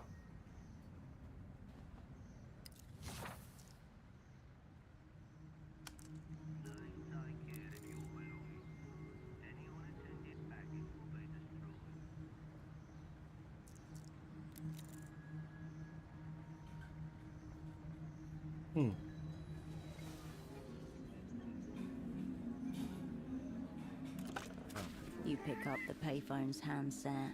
A dolphin emblem smiles at you, its eyes wide. Look at the dolphin. The emblematic animal of Portofero's main phone company, Reno Tower. Your gaze wanders away. The dolphin doesn't seem to mind at all. All back then. Hello and welcome to the reality situation. Before we begin, I just need to check. Is your line secure? That's a joke, obviously. No line is secure. Your thoughts, ladies and gentlemen, are not secure. Consciousness itself is tapped. The call is coming from inside the house. First off, is this for real? An insane question, for reasons that should be quite apparent. Tell me, what aspect of reality did you want to ask about? Go. Salute. The receiver clicks. Hello. Hello and welcome as always to the reality situation. What's your name and where are you calling from? A joke, obviously. This show would never solicit personal information from you, unlike the government, priests. Salute. The receiver clicks back into place. The Reno Tel Dolphin eyes you expectantly. Do I know any other phone numbers? You do not yet have the number of anyone else in this city. Got the numbers outside city? There is only one, Melita. She'd only tell you to get on an aerotram back home again. A direct order which you have so far disobeyed. Won't give up just because I've been told to. Whether you want it or not, the number is a lifeline to you. Always there if you need it. Can't I just dial a random number? It's certainly possible, though any benefit to doing so is unclear. Don't start wasting your time with prank calls, Operant. Got it. The Reno Tel Dolphin eyes you expectantly. I'm dialing a random number. You tap out some numbers devoid of reason or thought. Surprisingly, the phone starts ringing immediately. A clunk. You hear the ambience of another room. An exhale. Then something wet being chewed on over and over. Hello? No words. The person on the other end just keeps chewing. What are you eating? Another exhale. The chewing continues. They don't answer. If they have the ability to speak, they choose not to use it. Suddenly, the line goes Oh, dead. hang up. What? The receiver clicks back into place. The Reno Tel Dolphin eyes you expectantly. One more time. The phone rings in your ear, connecting you distantly. Wires travel from your ear to 1,000,000 possibilities across Portoferro. Further, a skein of electric devout in its connectivity. No one picks up your call.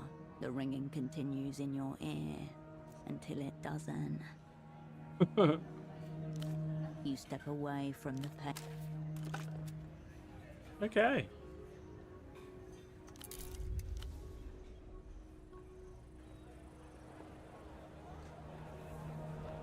Look at the world.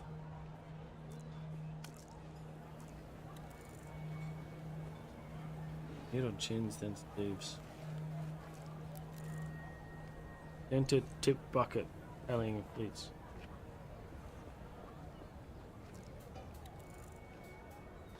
The air is thickly haze and fryer grease. Okay. And I can do. Oh. This place is not as you left it. The world moves behind you. Where this site originally? A silk number 3. The old silk factory. Once the pounding heart of the city. Pseudopod had a purchase order from a vendor called Carmuna. She must be in here somewhere. You also have that curious red disc to hand. A media specialist could likely tell you more.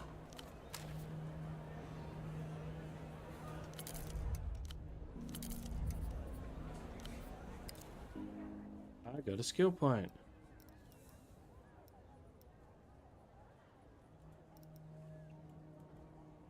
Let's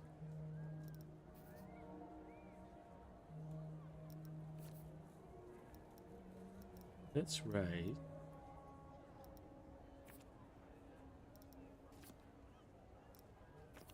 my nerve. Stay.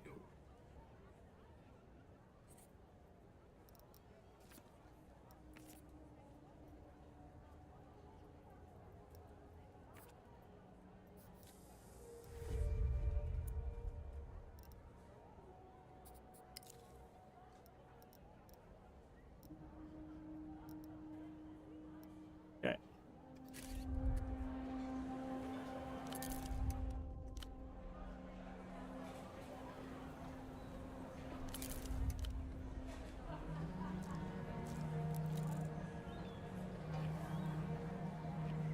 The fire exit stands conspicuously ajar. Someone has wedged it open with a ball. Did this? Nobody is paying any particular attention to the door, or seems close enough to care. Suspiciously nonchalant. What's the ball's deal? It's a pelota ball, the local variation of handball. Interesting. Pelota balls are not designed for use as doorstops. Someone has elevated this ball to contraption status. Ah.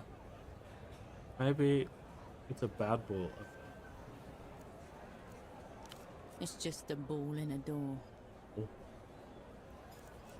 Where the door leads. A dark hallway. At the opposite end, you can just make out the bottom of a metal staircase. A fine place to hide in a moment of crisis. Marked and remembered. Please through the door and enter the building. Okay. You emerge into the dark insides of a deceased mechanical beast, which you alight carefully, gripping the cold railing. This is quite interesting.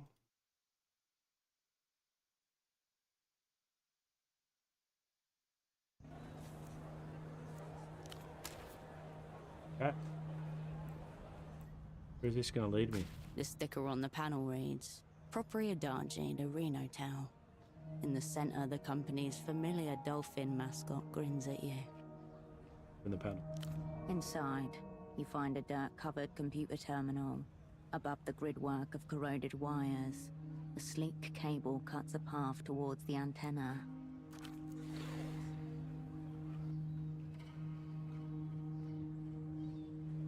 A wound in the city's flesh. An orifice where the metal veins twist and knot below your feet flows from. Press the old terminal button. The ancient terminal groans in response. Okay. System waking. Whoa. Please wait. Welcome to Renotel Control version 1.2. Copyright 87 Renotel. Enter command. Connect with the machine. Tap into the invisible substructures of the city. Why is there a small angry man blinking at me? That's a text cursor, and it's waiting for your input.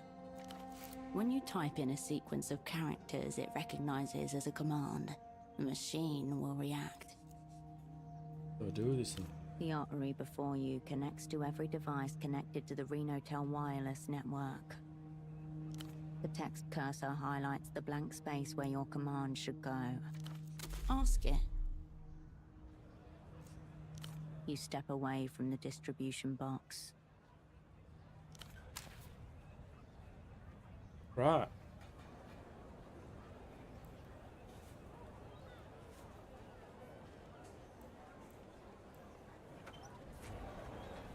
That's pretty cool. A store regress the brickwork. Where's the stuff?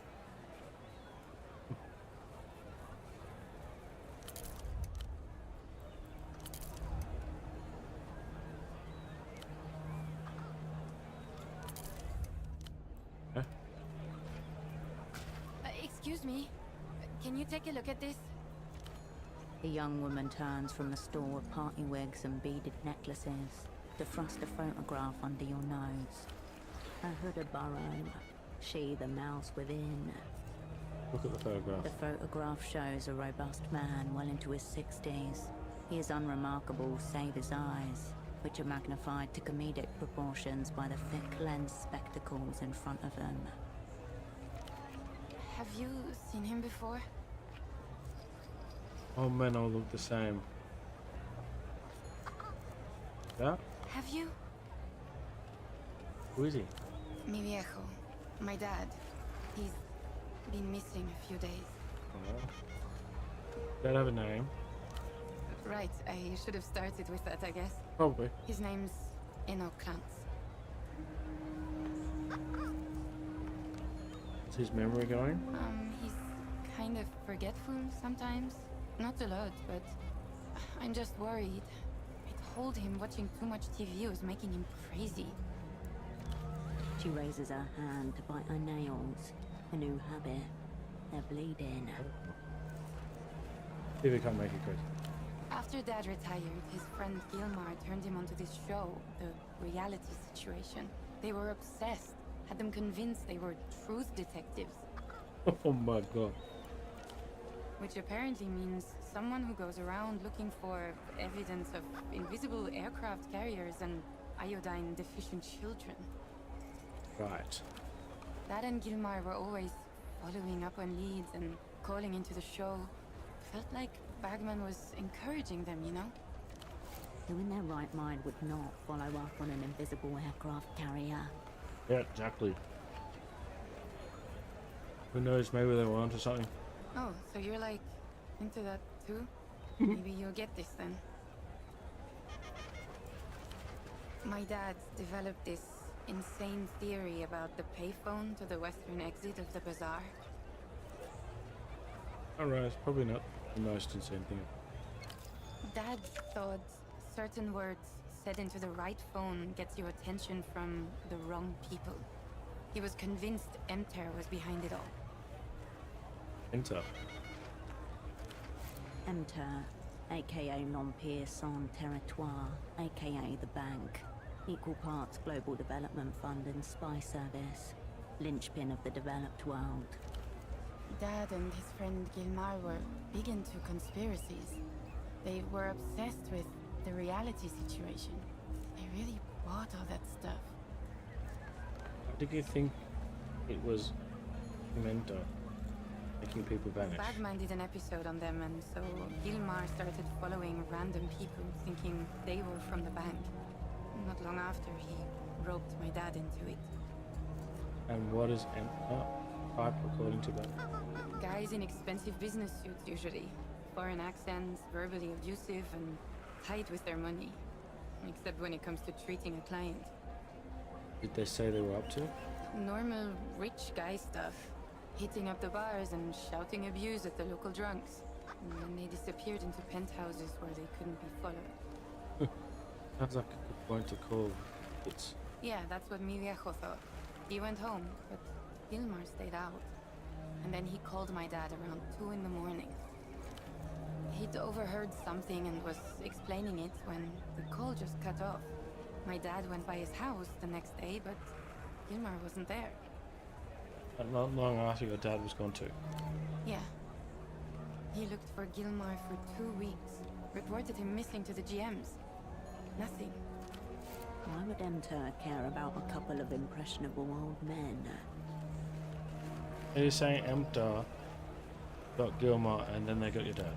A couple days ago, he stopped by the stall to bring me lunch. Then he said he was going to make a call. I wasn't nervous at first. I figured there was no risk of anything actually happening. And then he didn't come home. Washing out the container that carried homemade rice and beans. Glancing out the window above the sink as the sun goes down. Got himself disappeared on purpose? No offense, but sounds like Ariana. No. I mean, he just can't leave things alone when he gets an idea into his head.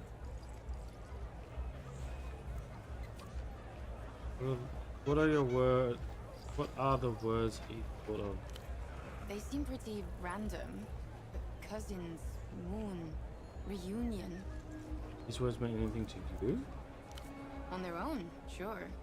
Together? Gibberish. That's what Gilmore said to him on the phone before it. I guess. When he tried to tell me, I wasn't really paying attention to him. He had those written down on a pad in his bedroom. He told me not to say them if I used the phone. It all sounded so silly.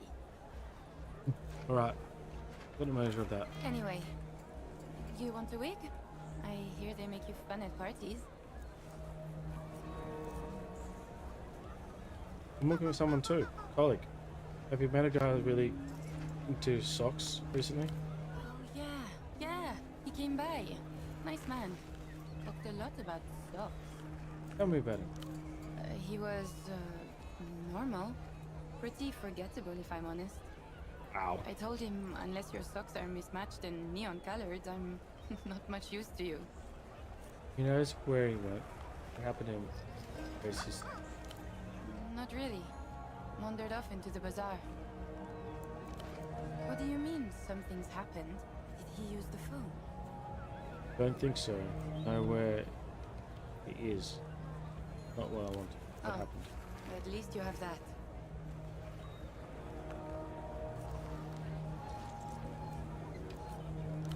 Sorry. Yeah, I was kind of distracted when he showed up. You know about this? Oh, that's Ultravioleta, the Lusian pop star. Always thought that type of music was too young for me, but I've been enjoying her stuff recently for some reason. Have you heard this song? You but for... No, but it's definitely her kind of title. She peers at the disc again, blonde hair falling over her face. Weird disc, that. Oh, you should ask Petra at the music stall over there. He'll know more. Doubt he's an ultra, though. Look around this. Wig topiary, plastic tiaras, novelty sunglasses. A burst of colours and textures vying for your attention. All of them losing. Behind it all, you see an oddly familiar shape. The tailored shoulders, the sharp collar. A cape, but nothing like the other costume pieces around it. Where's this alleged payphone? Why? I want to look over. Maybe we found the sign of your dad. Really? You're not going to try to make a call or anything, right? Nope, just looking around. I might give him a ring. No! A few heads turn at nearby stalls, following the sudden outburst. I'm curious if the keywords really work. Of course I am. But what if they do? Let me find out for you. She stares at you for a long moment, before her bloodshot eyes slide away. It's the phone by the western entrance to the bazaar. Sometimes when I'm standing here, I think I hear it ringing. Nobody Really? else can hear it but me. Wow. Her father calling from beyond, calling for her help. She can only ignore it for so long. Reminds me of. Oh. Do you party? I guess I used to. Haven't had time lately.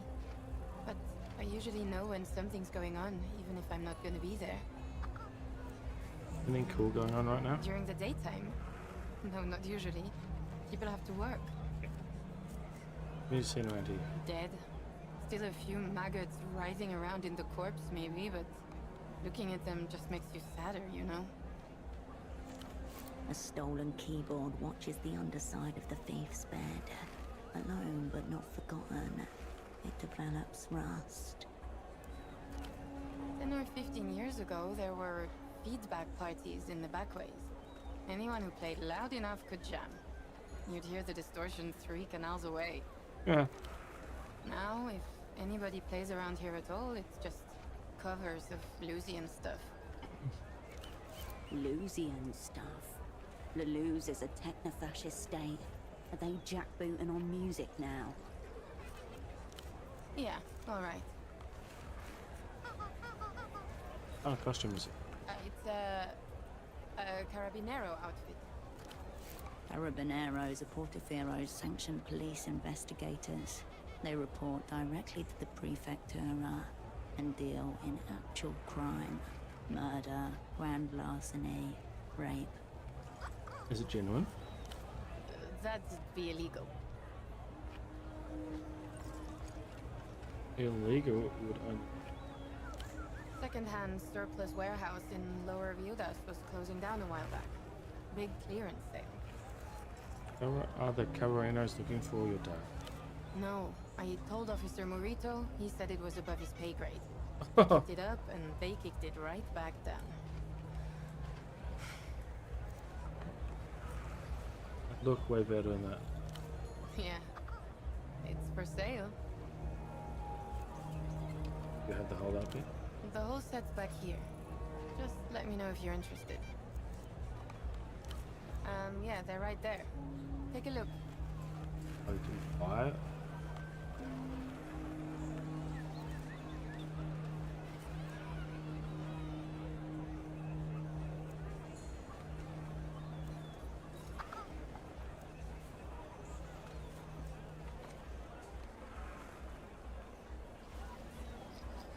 Do I want Great Hood? Oh wait.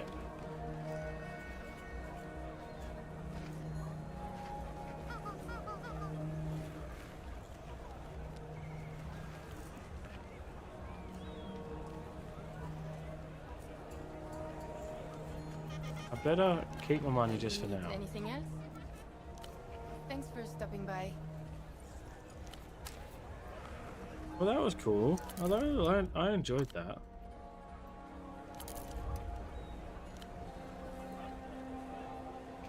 A cosmonaut suit, a relic of Project Hit Autonomia. depressed. 5,000 soul. Wow. No wonder it's still here. People with that kind of money don't shop in the bazaar. If it is, then it's one of the few things for sale here that isn't a knockoff Lusian electronic disc or toy.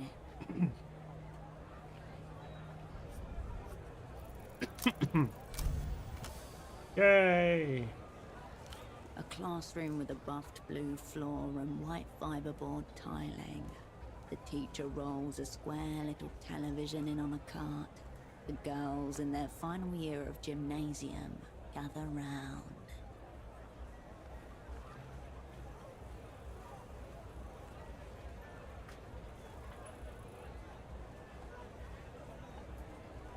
Wait, give me 1 second. Deal with it.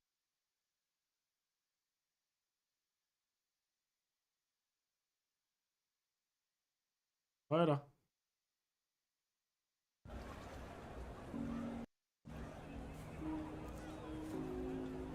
What was cool against? The camera follows the white column up, and then it jerks. or cuts out. When the picture returns, there's just a white cloud sprouting new white limbs.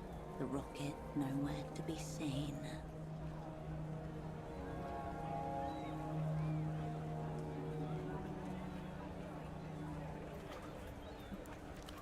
A faulty seal, a minor propellant leak.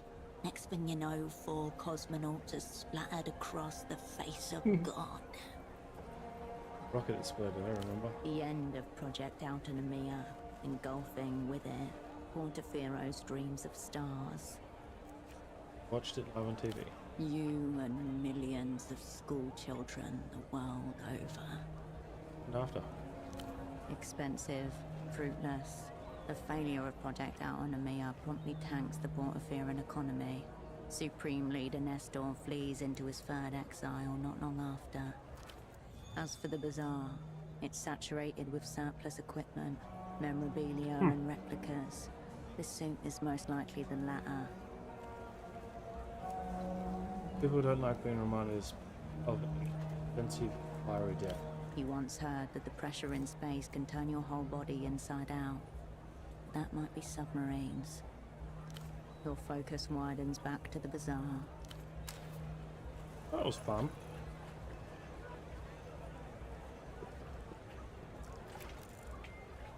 24 surveillance cameras.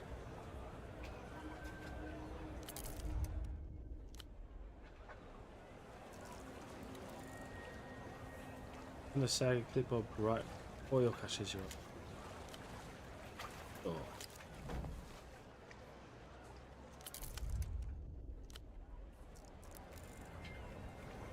For safety? Especially good pieces today. Many wearable items. The old woman glances at you before returning to her magazine. Its pages alive in the wind. Nice to meet you. Carmuna's not agreed to be met. Oh, Karamuna. She angles her magazine away from you protectively. Carmuna, the name on Pseudopod's purchase order. Your double owes this woman a minuscule shipment of socks. What are you reading? Stories, articles. Nothing for the interest of yourself. My colleague here, by any chance, brown jacket, glasses, big. You're working with that nice boy? The sock seller? Her lips shrivel, and her eyebrows descend as she takes you in properly. He was dressed so nicely, standing so straightly, polite. Had Carmuna thinking that there might be hope for us in Kohila. But you don't look super block at all. Nothing gorilla about being. Right.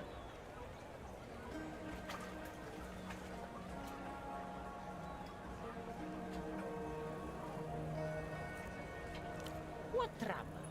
There was no trouble with him. It's his first time out of the super block, you know. You should take him to see some sights. That nice boy had never seen an arrow tramp before. Said they were the most beautiful thing in the world. Then couldn't help himself but say, must be a nightmare for the zoning division. How Carmuna laughed. A soft click as he places his briefcase on the cobblestone, stops to clean his glasses. He replaces them, blinking up at the aero trams and the birds circling beneath. He smiles. Could have seen many parents together. I didn't let them do it. Zoning nightmares are no joke. They'll become real. Born. Places. Can't leave.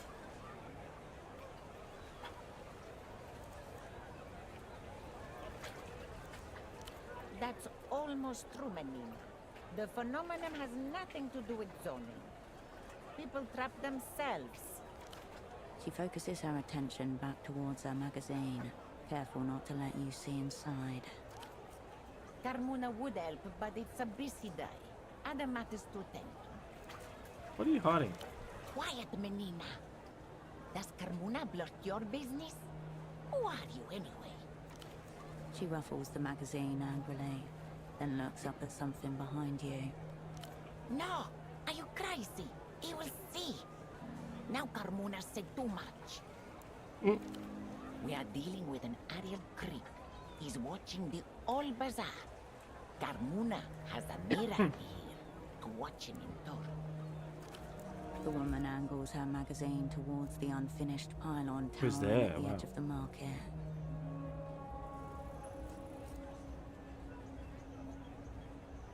Those are the sounds of a common perv. Looks like he's about to jump. Like he's got some. Even the finger. Perhaps he's a tourist looking abstractedly. Let them come, Melina. The soldiers just. Used to give him what for whenever we made eye contact, but he was unmoved. Very suspicious. He is creeping, keeping watch on behalf of Polaris knows who, monitoring our ways. He's spying our comings and goings. Carmona will tell you all about your nice boy if you go find out why.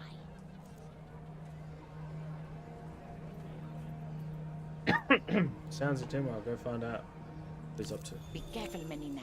Don't mention Carmona. Go through that gate just south of here and keep going down. You'll get to him. Oh, let me see what you're saying. Take a look through the rack over there. No lice, no rips, no patches.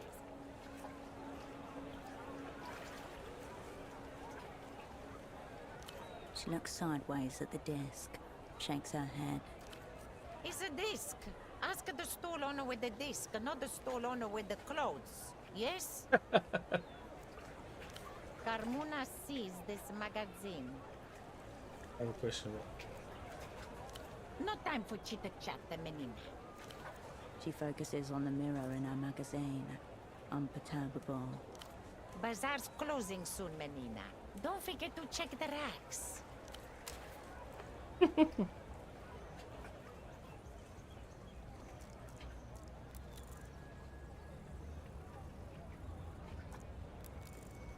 Back still human. Oh.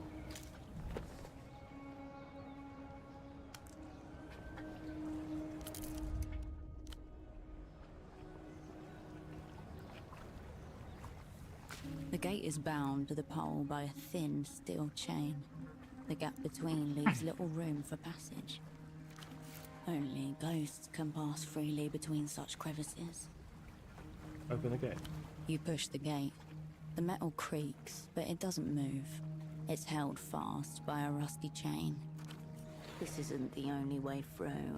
You can always go the long way, around the docks to the west. Click the chain. Rust speckles your fingertips. A system compromised at the subatomic level. Fires chain cutters. The gate creaks in the breeze behind you. Damn it, man. Check the racks.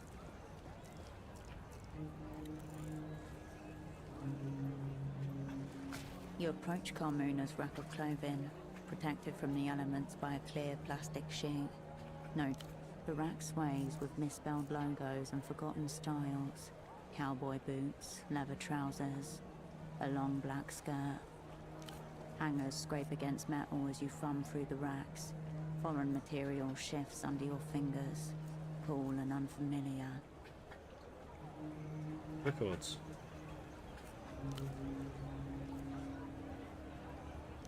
You turn away from the rack. Oh.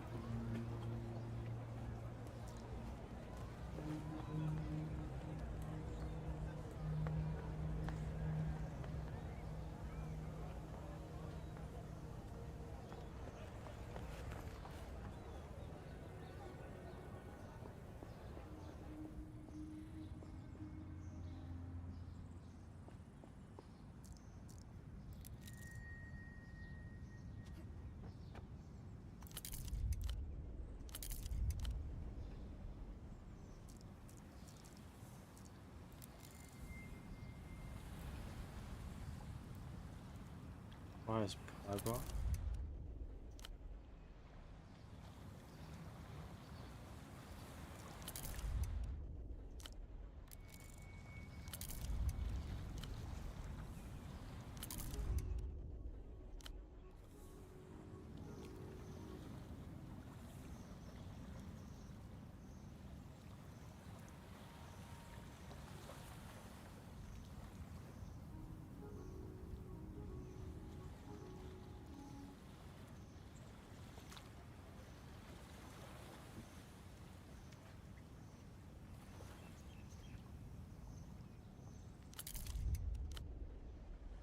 Hmm.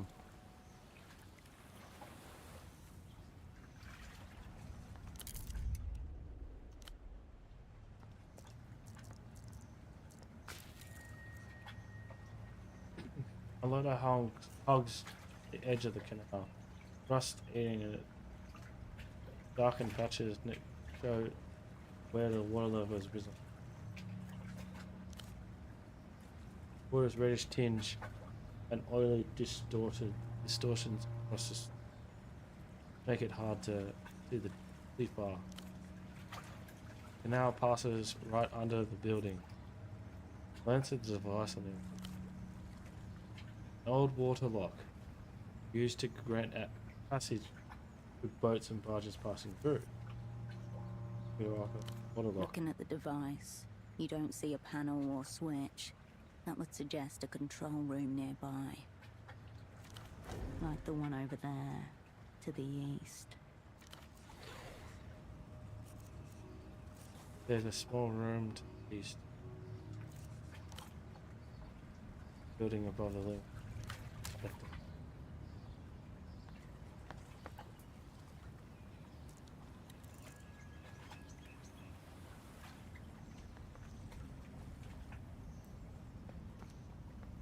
Looks like the shrimping is off for today, Caracalito. We don't want to get in the GM's way. I guess.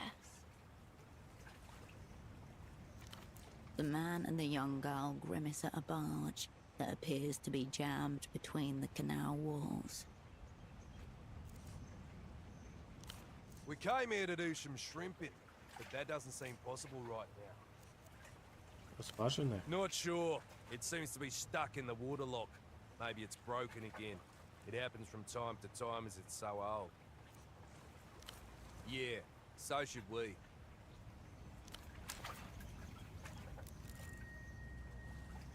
Right.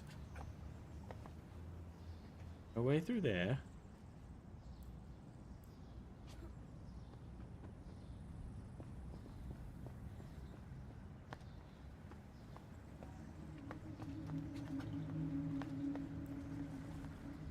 The intercom is covered by a protective plastic film. A button embossed in the shape of a cheerful dolphin shines at the bottom. And this Yet dolphin thing, another man. device bearing the Renotel emblem, only recently installed too. Taunting the outer defences. Feel like the plastic? It curls under the edge of your fingernail and slides off in a single, unbroken piece. Oh. That's good. Move up. The indicator light flicks on. A high-pitched whine from the speaker. After a second, a voice emerges through the static. Is it working? Can you hear me?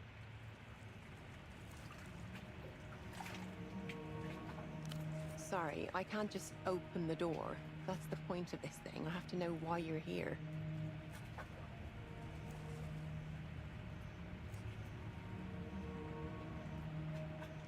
The line hisses with dead static. The plastic? On the intercom? You savage. Could you try and replace it? Yes. Maybe it'll go back on. You look at the crumpled, sticky mess of plastic in your hand. Translucent and grotesque, like an electronic gecko mole. It will never be skin again. I'm sorry. This has ruined my day.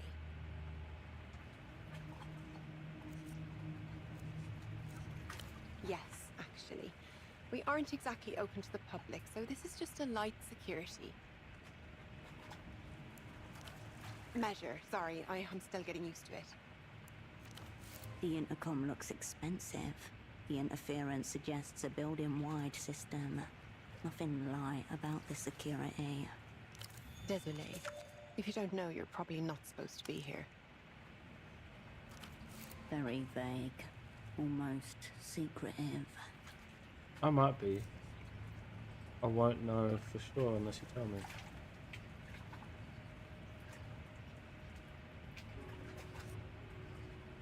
I think the door is doing most of the stopping.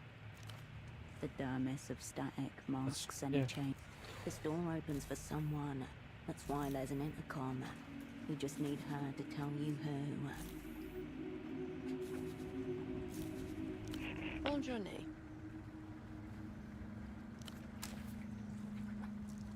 In. Visitors, please use the intercom.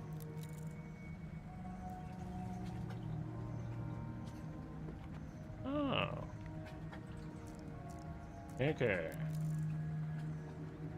Breaks under.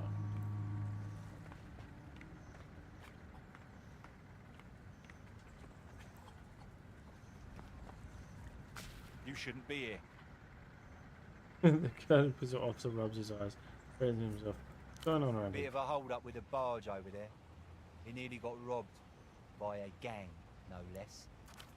Nothing was taken, luckily, but they did manage to break the damn thing's engine. So now it's stuck there until the replacement parts arrive. Ever seen a man around here with a suit? Can't say I have. I'm not usually stationed round here though, so I wouldn't. I'll try and find a miracle line. Let's see now. I hear it's in the back ways, right next to where the ex-pilots drink their sheep carcass juice. Not very familiar with the back. Just follow the path all the way to the west. The ex-pilots are always chatting loudly about their old flying days and giving each other a hard time. Just follow the noise. Know of any doctor? Only one in the near vicinity is Dr. Hugo's. He runs it out of his houseboat at the end of the back ways. What kind of game we're talking about? Oh, very dangerous. Probably one of the Azuri lot. Yeah, you wouldn't want to mess with them, miss. Azuri Mob is a foreign crime syndicate you've only heard about in passing. Always with a warning to stay away. They were kids. No. Full-grown adults. I heard one of them even had a beard. How long will the park be? The parts may take a while as the trade route slowed up recently. Used to be a lot quicker a couple of weeks ago. Where the parts come from? The rest of the developed world. Causing the slow down. Must be something at the docks by the bazaar, but I wouldn't know more specifically. Outside of my jurisdiction. Thanks. Why are you blocking this door? You can't go in there, I'm afraid. That's what I'm here for. No one gets in. Just tell me what's in there. Only the controls to the waterlock, but we can't risk anyone lowering the water right now. It would damage the barge even further, you see. You probably shouldn't. Rubbish is piled so high it overflows the rim of the sanitation crews are running behind schedule. What? The layers of detritus are many days deep. A whole history of discarded artifacts is piled up in front of you. Night, mate. Have a good day. Or night. I will enjoy my new tunes. This bin is an archive. Search it and you may conjure the recent history of this place. This calls for deep urban forensics.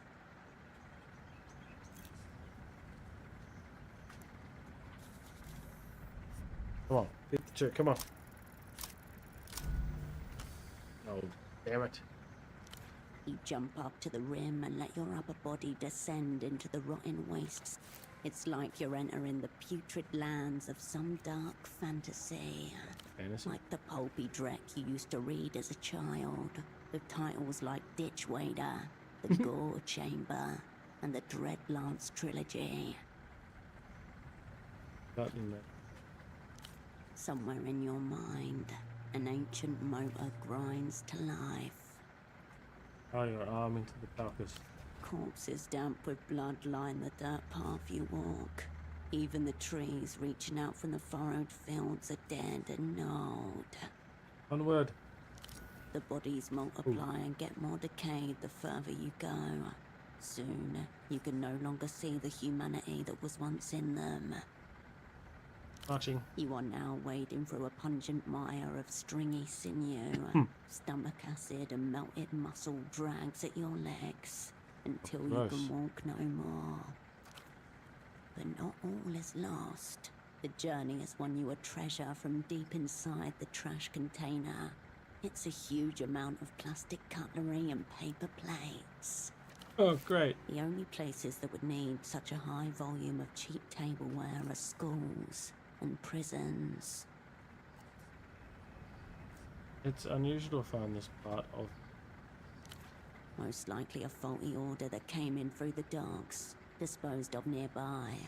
Any other explanation quickly becomes a lot more mysterious. You have reached the end of this path. Everything has been recorded and will be stored within your inner archives.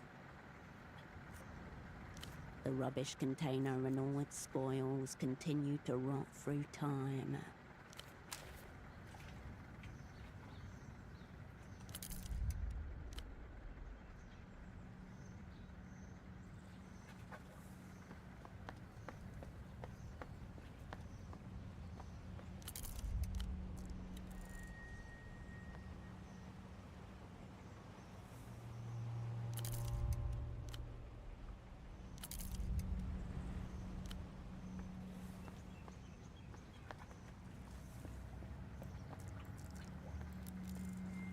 Good ladder. Cracked with bird shit. Oh, good.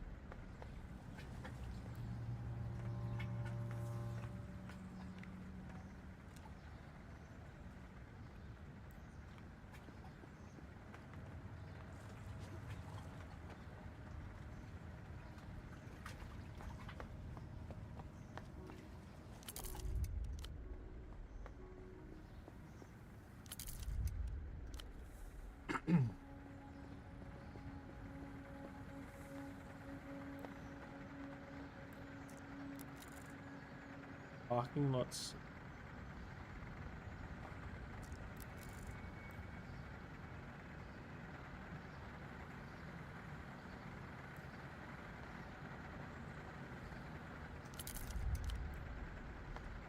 The young man leans back, his gaze slowly tracing your outline. Both of his eyes drift outwards, as if pulled by different horizons. Hold up. Hold up. Before you say a word, are you single? Is this punishment for nauseous sins? That line ever work on anybody? A line, she said. That was my heart speak. Anyway, need help with. Need a parking attendant?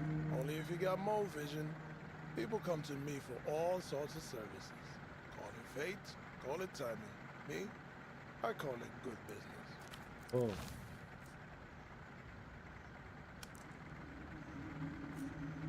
Name's Goat's Eye. Goat Eye. I'm a man of many endeavors. Perhaps his chest twice, using the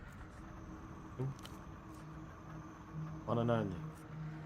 Name because of you, know. The eye? Sure. You ever seen a goat? The eyes are all bogged out. But you know how it would have done savagery inside them. I respect the goats. That's why I picked the name myself. Envy their life, far less sorrow for grazing. Good jumpers too. Versatile skill set. Point. The ruler of a future kingdom, his throne already concrete in his mind.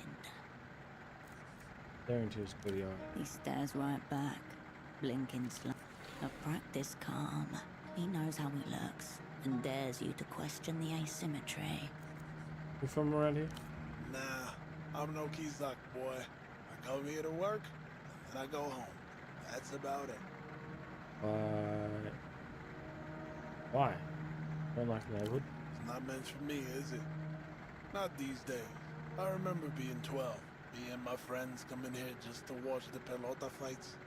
Drunk fans going at each other with screwdrivers. There were bets and shit.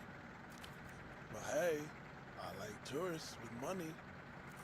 And tourists love Kizar. It's got colors, it's got music. No better place to pass through before heading home.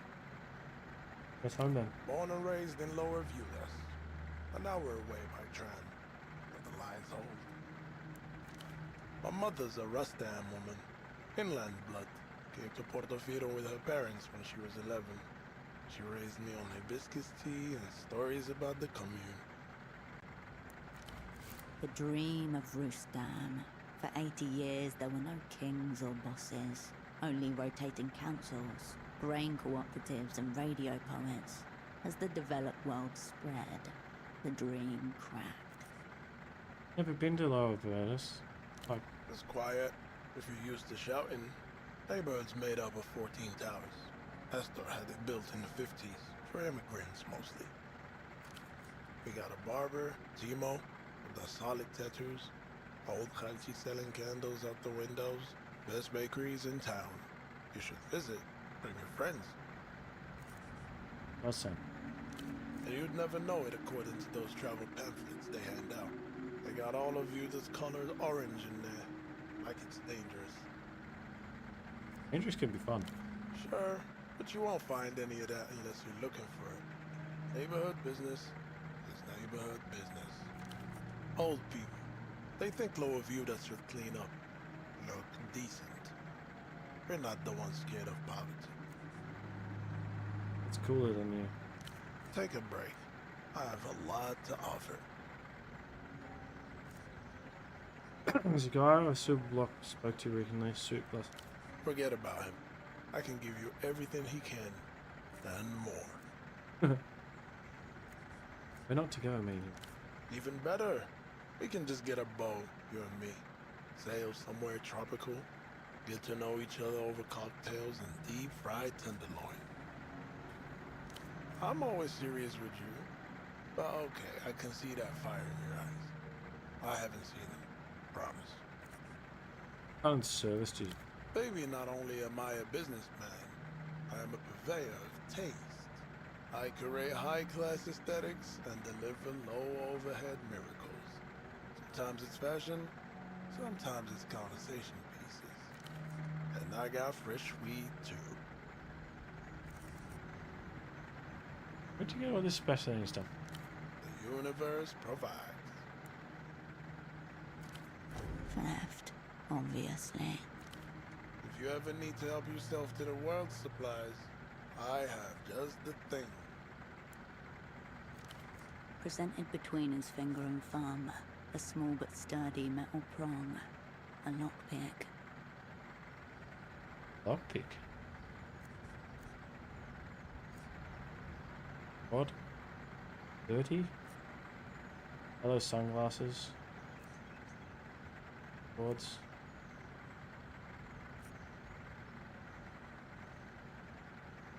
Gain the status, Stone Age mentality. Fresh as a weed. Freshest. Astounding. Must have been harvested just a few days ago. Photos? You'll be seeing lizards and volcanoes with this strain. That's not a guarantee, but it's not a lie either. Just weed, on account of it being part of my religion. Everything else is haram. You don't have to use it to sell it. You sure? I said all I can say on that. He means that. If he said otherwise, he'd be going against some kind of code. What? With the neon bibs, Lucian snacks, all of that? That's not my movement. Here works for me. Making moves on my own accord. And I don't do bootlegs. Ever. I don't mind the aesthetics. It's not about the quality either. It's the principle of them. Whenever someone says bootleg, all I hear is almost. You almost got money. You almost got taste. You almost.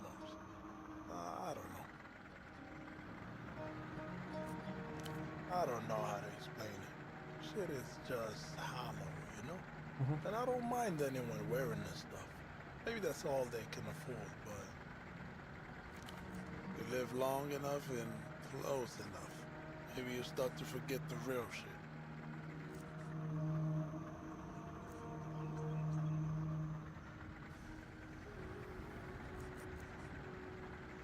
Do want that. All right. Tell me what's on your mind.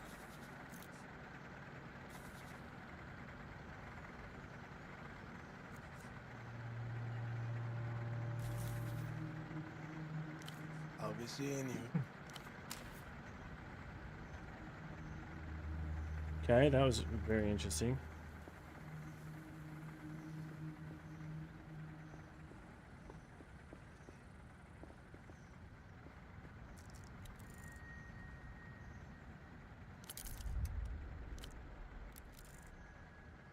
Okay.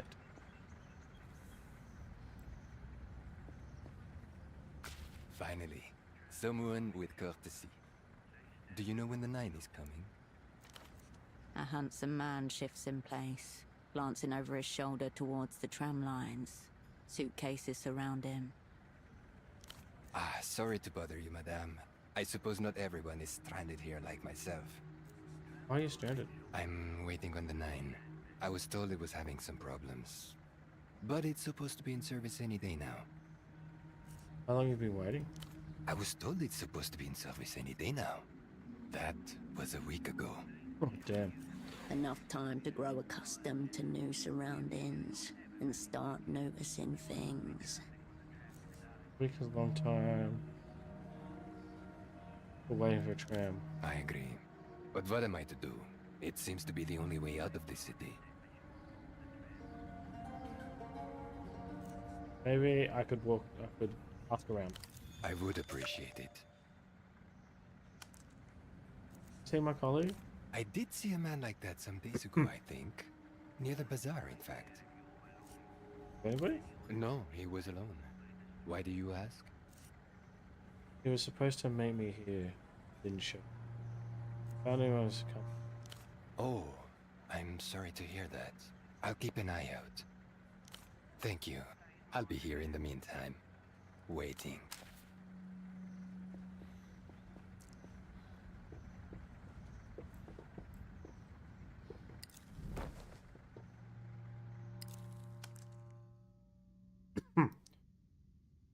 I did.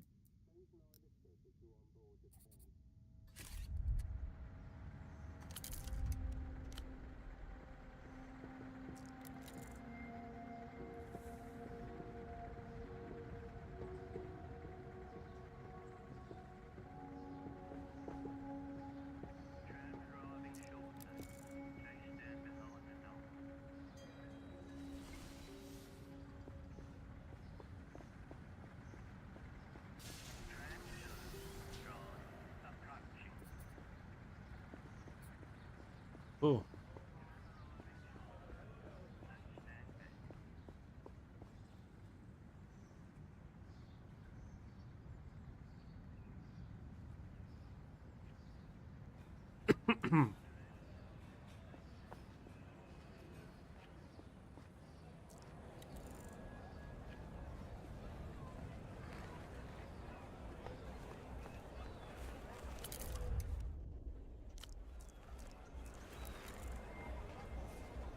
Loose stitching and cheap fabric. The odd soft animals. Mostly stylized blobs with little regard for real anatomy. Who makes these things? There are brand logos on the sides, non-uniformly misspelled or upside down, but recognizably the same. Zoo Textile Lalouse. Lalouse, expansive techno-fascist state known for high-quality electronics, pogroms, and pop music. Oh, cool. These are not so sinister about them. Boneless flesh bound in impossible colors, twisted into seductively pleasing shapes. Brazen political threat. The pile declares that this too is the future of the working class. Defanged, fuzzy, sold in a heap. The different species are all numbered. Number 1's are bunnies, number 2's cats, number 4 an anatomically unviable whale. There are no number 3's. Then what animal was so irresistible to the consumer? You've said yourself these plushies are sinister. What shape has breached containment?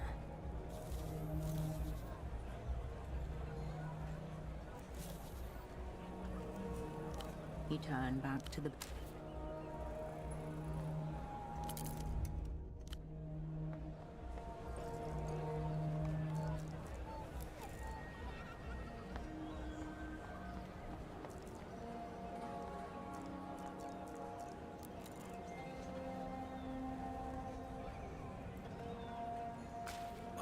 Off-brand drivers, cheap plastic housing.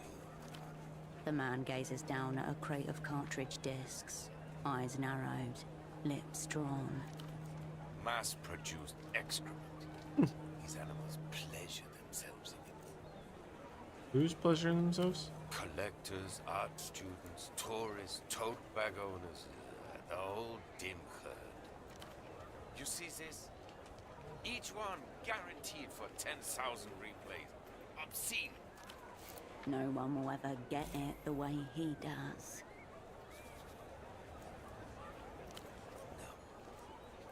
I'm talking about cultural ephemera. Ephemera. Ah, culture. Speciality in good. Found the meat. Speciality? But, as you can see, I spend my days backed into a corner, hopelessly outnumbered by the dead-eyed horde, dreaming of format-assisted auto-annihilation. Capital beats down another one. What a joy it is to be unregulated. Have a seriously about this stuff. Every day, I come out here to share the joy of rare media with discerning customers. And instead, every day, they shove my face in the dog bowl of ignorance and banality. Evidently, you're another one. I'll prepare the bowl. He would not put it past this man to have a proper dog bowl to hand.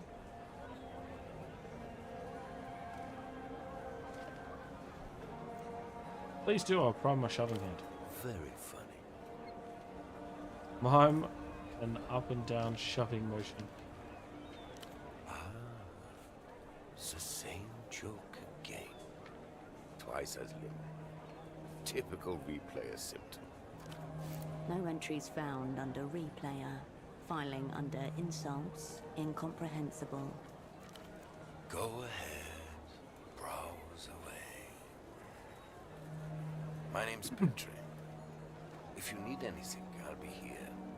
Lamenting what's left of the culture. A colleague of mine got into some trouble. The vendor's eyes narrow behind his orange lenses. This is a media store. Not the missing persons division. Not the one of the GMs with questions like that. The Guardian Municipal. Street cops. Seem like a man who can... What's his... I try. So most of humanity fades into an indistinguishable morass of banality. This colleague, what does he look like? Full SWAT brown jacket. The soccer boy. Sleeps available. Dialectical looking glasses. Air of advanced virginity. It's him, socks with Yes, he came by here. Little communist lost. Adrift among the many wonders of the free market. You seem like a people person. Does he live it? In your estimate? Well, viewed it might be a stretch. Let's just say the man was definitely mobile. Your dialectical friend mistook himself for some sort of big money businessman. Okay. He wanted the bazaar to import superblock hosiery. Socks to start with, but there was talk of cotton ties, even stockings if the venture took off. Oh. making inroads with his persona, competent in theatre, at least for this period of play. Anything? No. And to be honest, I wouldn't have wasted the stock. He seemed immune to music. Book format? You're joking, of course. He didn't even know what a velodisc was, let alone an Einzelton. At a certain point, I'm just debasing myself. No joy in the sock scheme then. Of course not. I don't sell socks. Hobos twitched and glanced. Row tapes and discs around. So is he alright, your man? Or what? Doing the best to get him to.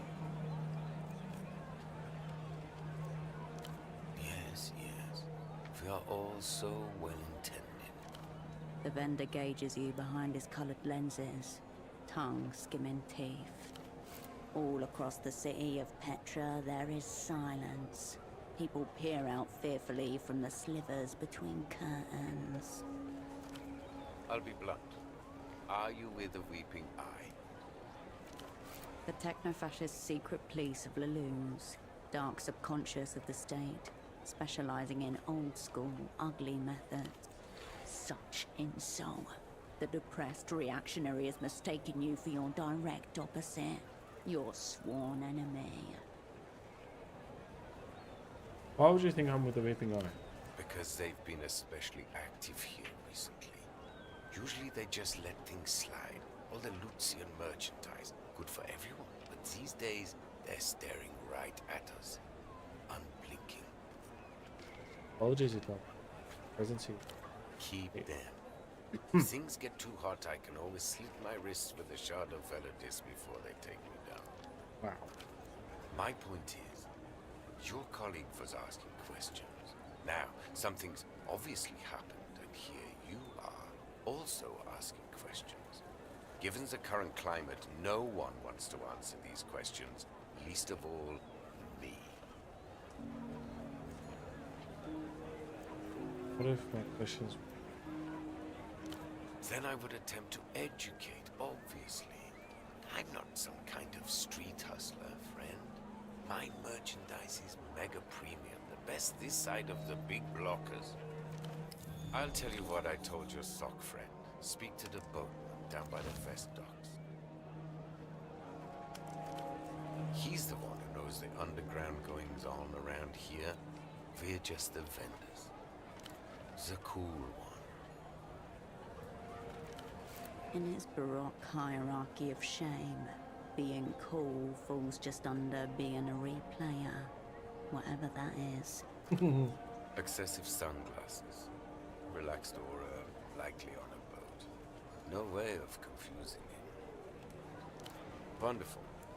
Now for all our sakes, please say no more. If you want to talk media formats, I'm your man. This other stuff... Strange how? Format or content? Esoteric formats, you say? Alright. An Einzelton XR. Where did you get this? Einzelton hasn't been available to consumers for a decade. A disc in good condition is worth thousands of soul to people who appreciate its wonders. What one is we talking? The apex of auditory technology.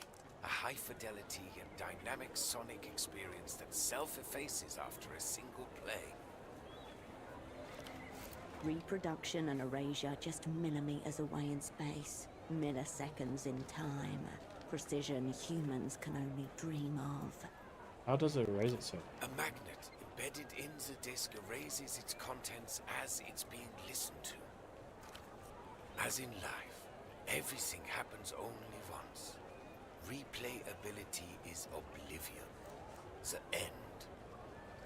You can imagine the use cases yourself. Rental markets, promotional copies, that sort of thing. The technical origins are trite. Espionage potential, immense. The burn after reading function built into the medium itself. Its deeper purpose is simply to exist, to remain in a rarefied realm of pure potentiality. And if you played it...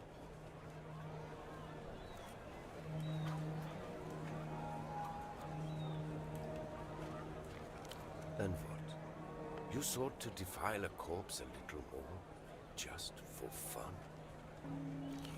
Better they recalled them all years ago. Better a mass manufacturing fault than this, to save them from this humiliation from being passed around like... The Really vendor pissed. deflates before you. I'm sorry. Talking to the Einzeltone, not you.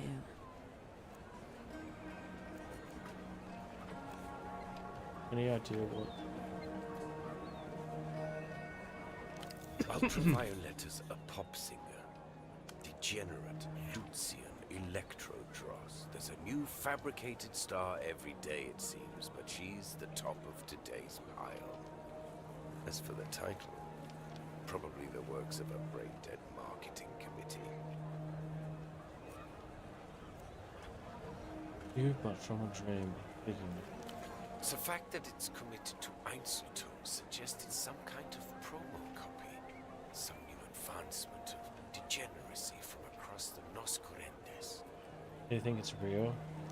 Of course it's real. You can't bootleg an Einzeltone. Another of its enduring qualities.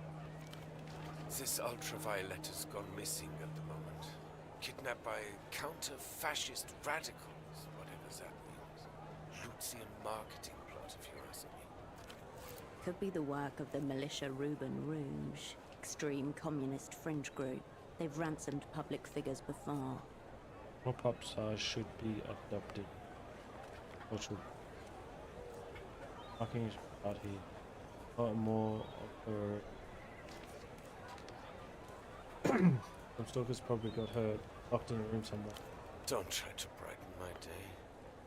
Optimism is slow-acting poison.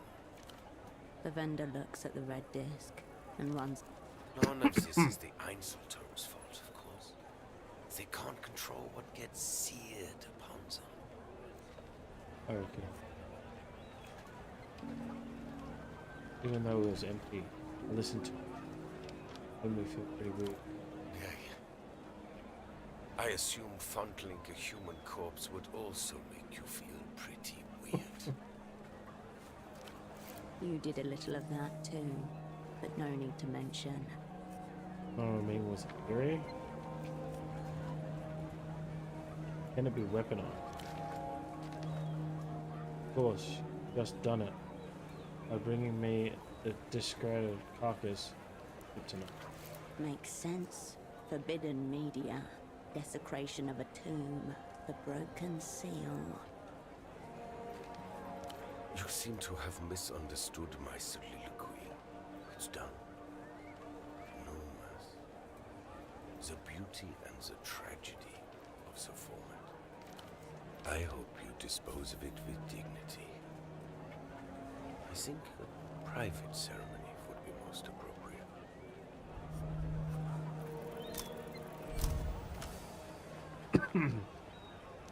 Nothing is ever truly gone. Everything leaves a residue. Oh my god. Dust Everything made with a it. charge can be summoned back. Okay. There must be some way to bring that sample. I'm afraid not. The format is near obsolete. Einzeltone is the past, yet it contains the future. How exquisite. No, I mean, there must be some way of reconstructing video. The vendor recoils, as if you just spat at his feet. So, your question is, Petre, how do I reanimate a corpse?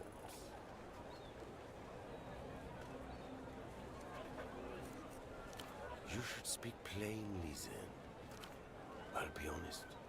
The thought is so disturbing to me that I've never entertained it before. But theoretically... Breach warning. You are now hacking the firewall of techno-philosophy. You would have to repolarize, remnants processing, probably a concentrated magnetic flip, neodymium grader. It would involve some custom gear, no doubt, but my answer to your distressing question is yes. I think you could. Wouldn't that Recapturing something that's already gone? Hopeless, I think. And grotesque. Don't ask me about this again. I feel unclean.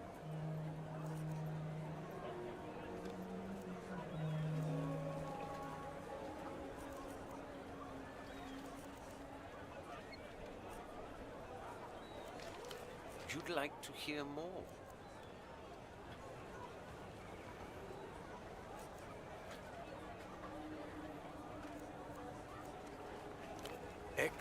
Remnants. Zero remnants.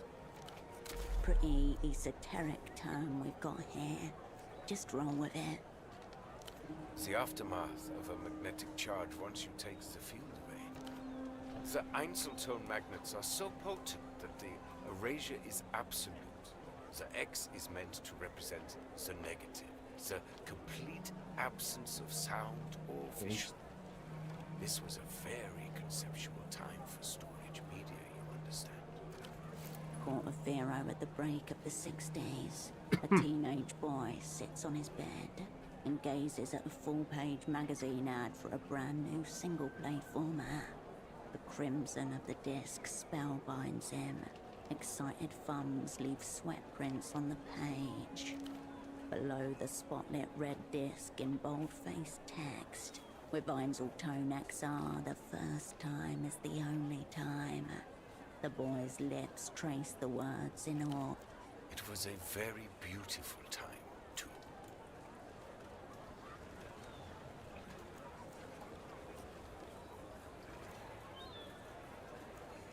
I wouldn't expect a replayer like you to understand. a reaper? Picture a dog that shits, then eats it, then shits again. That should give you some idea. People are what they consume. I'll say no more. It's less an opinion, more a criminal sentence. Of course, the replayer falls in line, unable to think for itself. You don't even know what you're agreeing to. I haven't met a customer in a very long time who even knows what an Einzeltone XR is, let alone appreciates the format. Tells you all you need to know about the current state of the home media world. Maybe not. The bazaar is closing up soon. Another day, another cultural molestation. Actually, good plastic.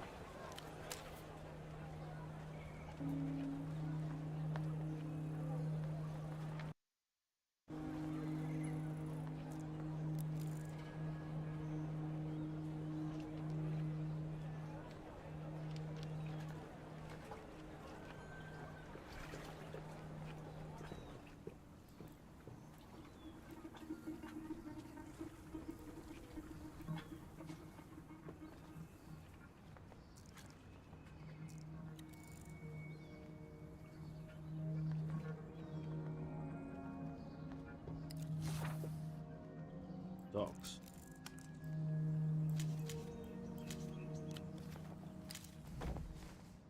A filthy flyer glued to the wall. A row of bespectacled men stare into the middle distance, while in their midst a lone figure looks towards the viewer. A man with a brown paper bag on his head. Above him in bold letters, the reality situation. Yellow text in black and white. Tune in, everyday coverage, and in all caps, they did it again. Of course they did it again. You know, them.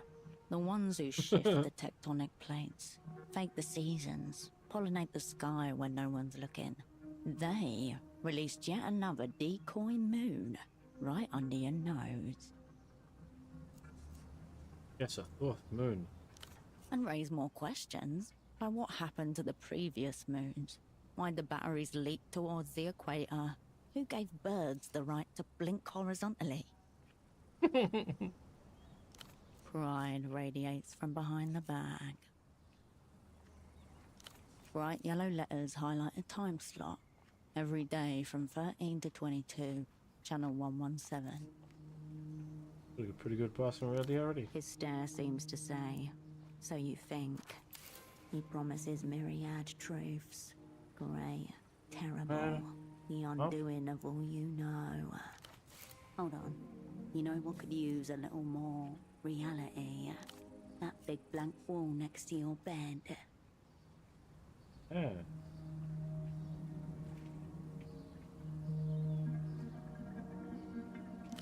It's been adhered to the wall with blue reusable adhesive. Sticky, easy for quick installation and removal. You're able to get it down and rolled out without any difficulty. Awesome. This is the one. The payphone that makes people disappear. There's only one way to find out. You hear only the reverberation of your own voice, amplified by the phone. Still half hoping for something to happen, you put the receiver down. You hang up the phone, undisappeared.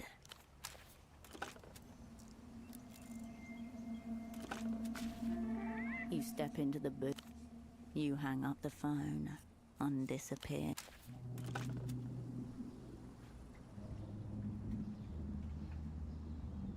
Okay.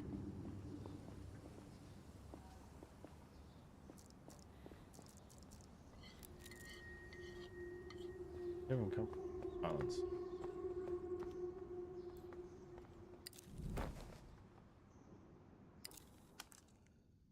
Oh, snaps. I do delirium. Not what I need. Big rolls in the cook area. Okay.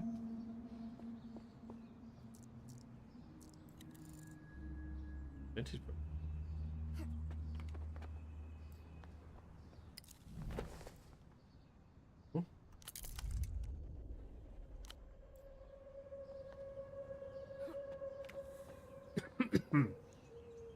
Okay. That's my shop.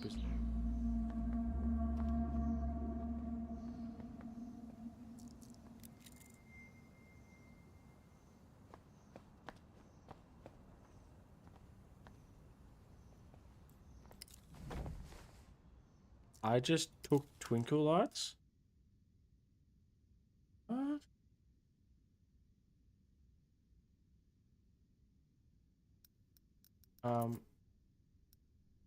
Hey?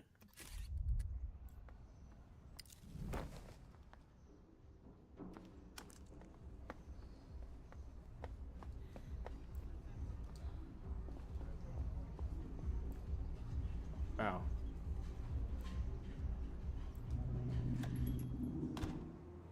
Cool.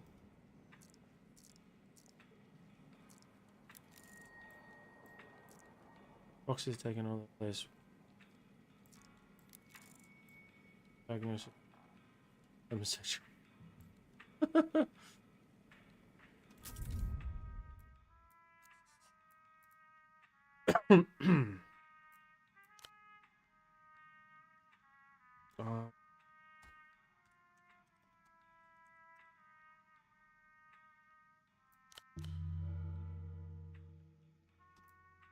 Well, guys, that's me for tonight. Thank you all for watching. We will continue this. I might play this tomorrow night. We'll see. We'll see what my family's doing.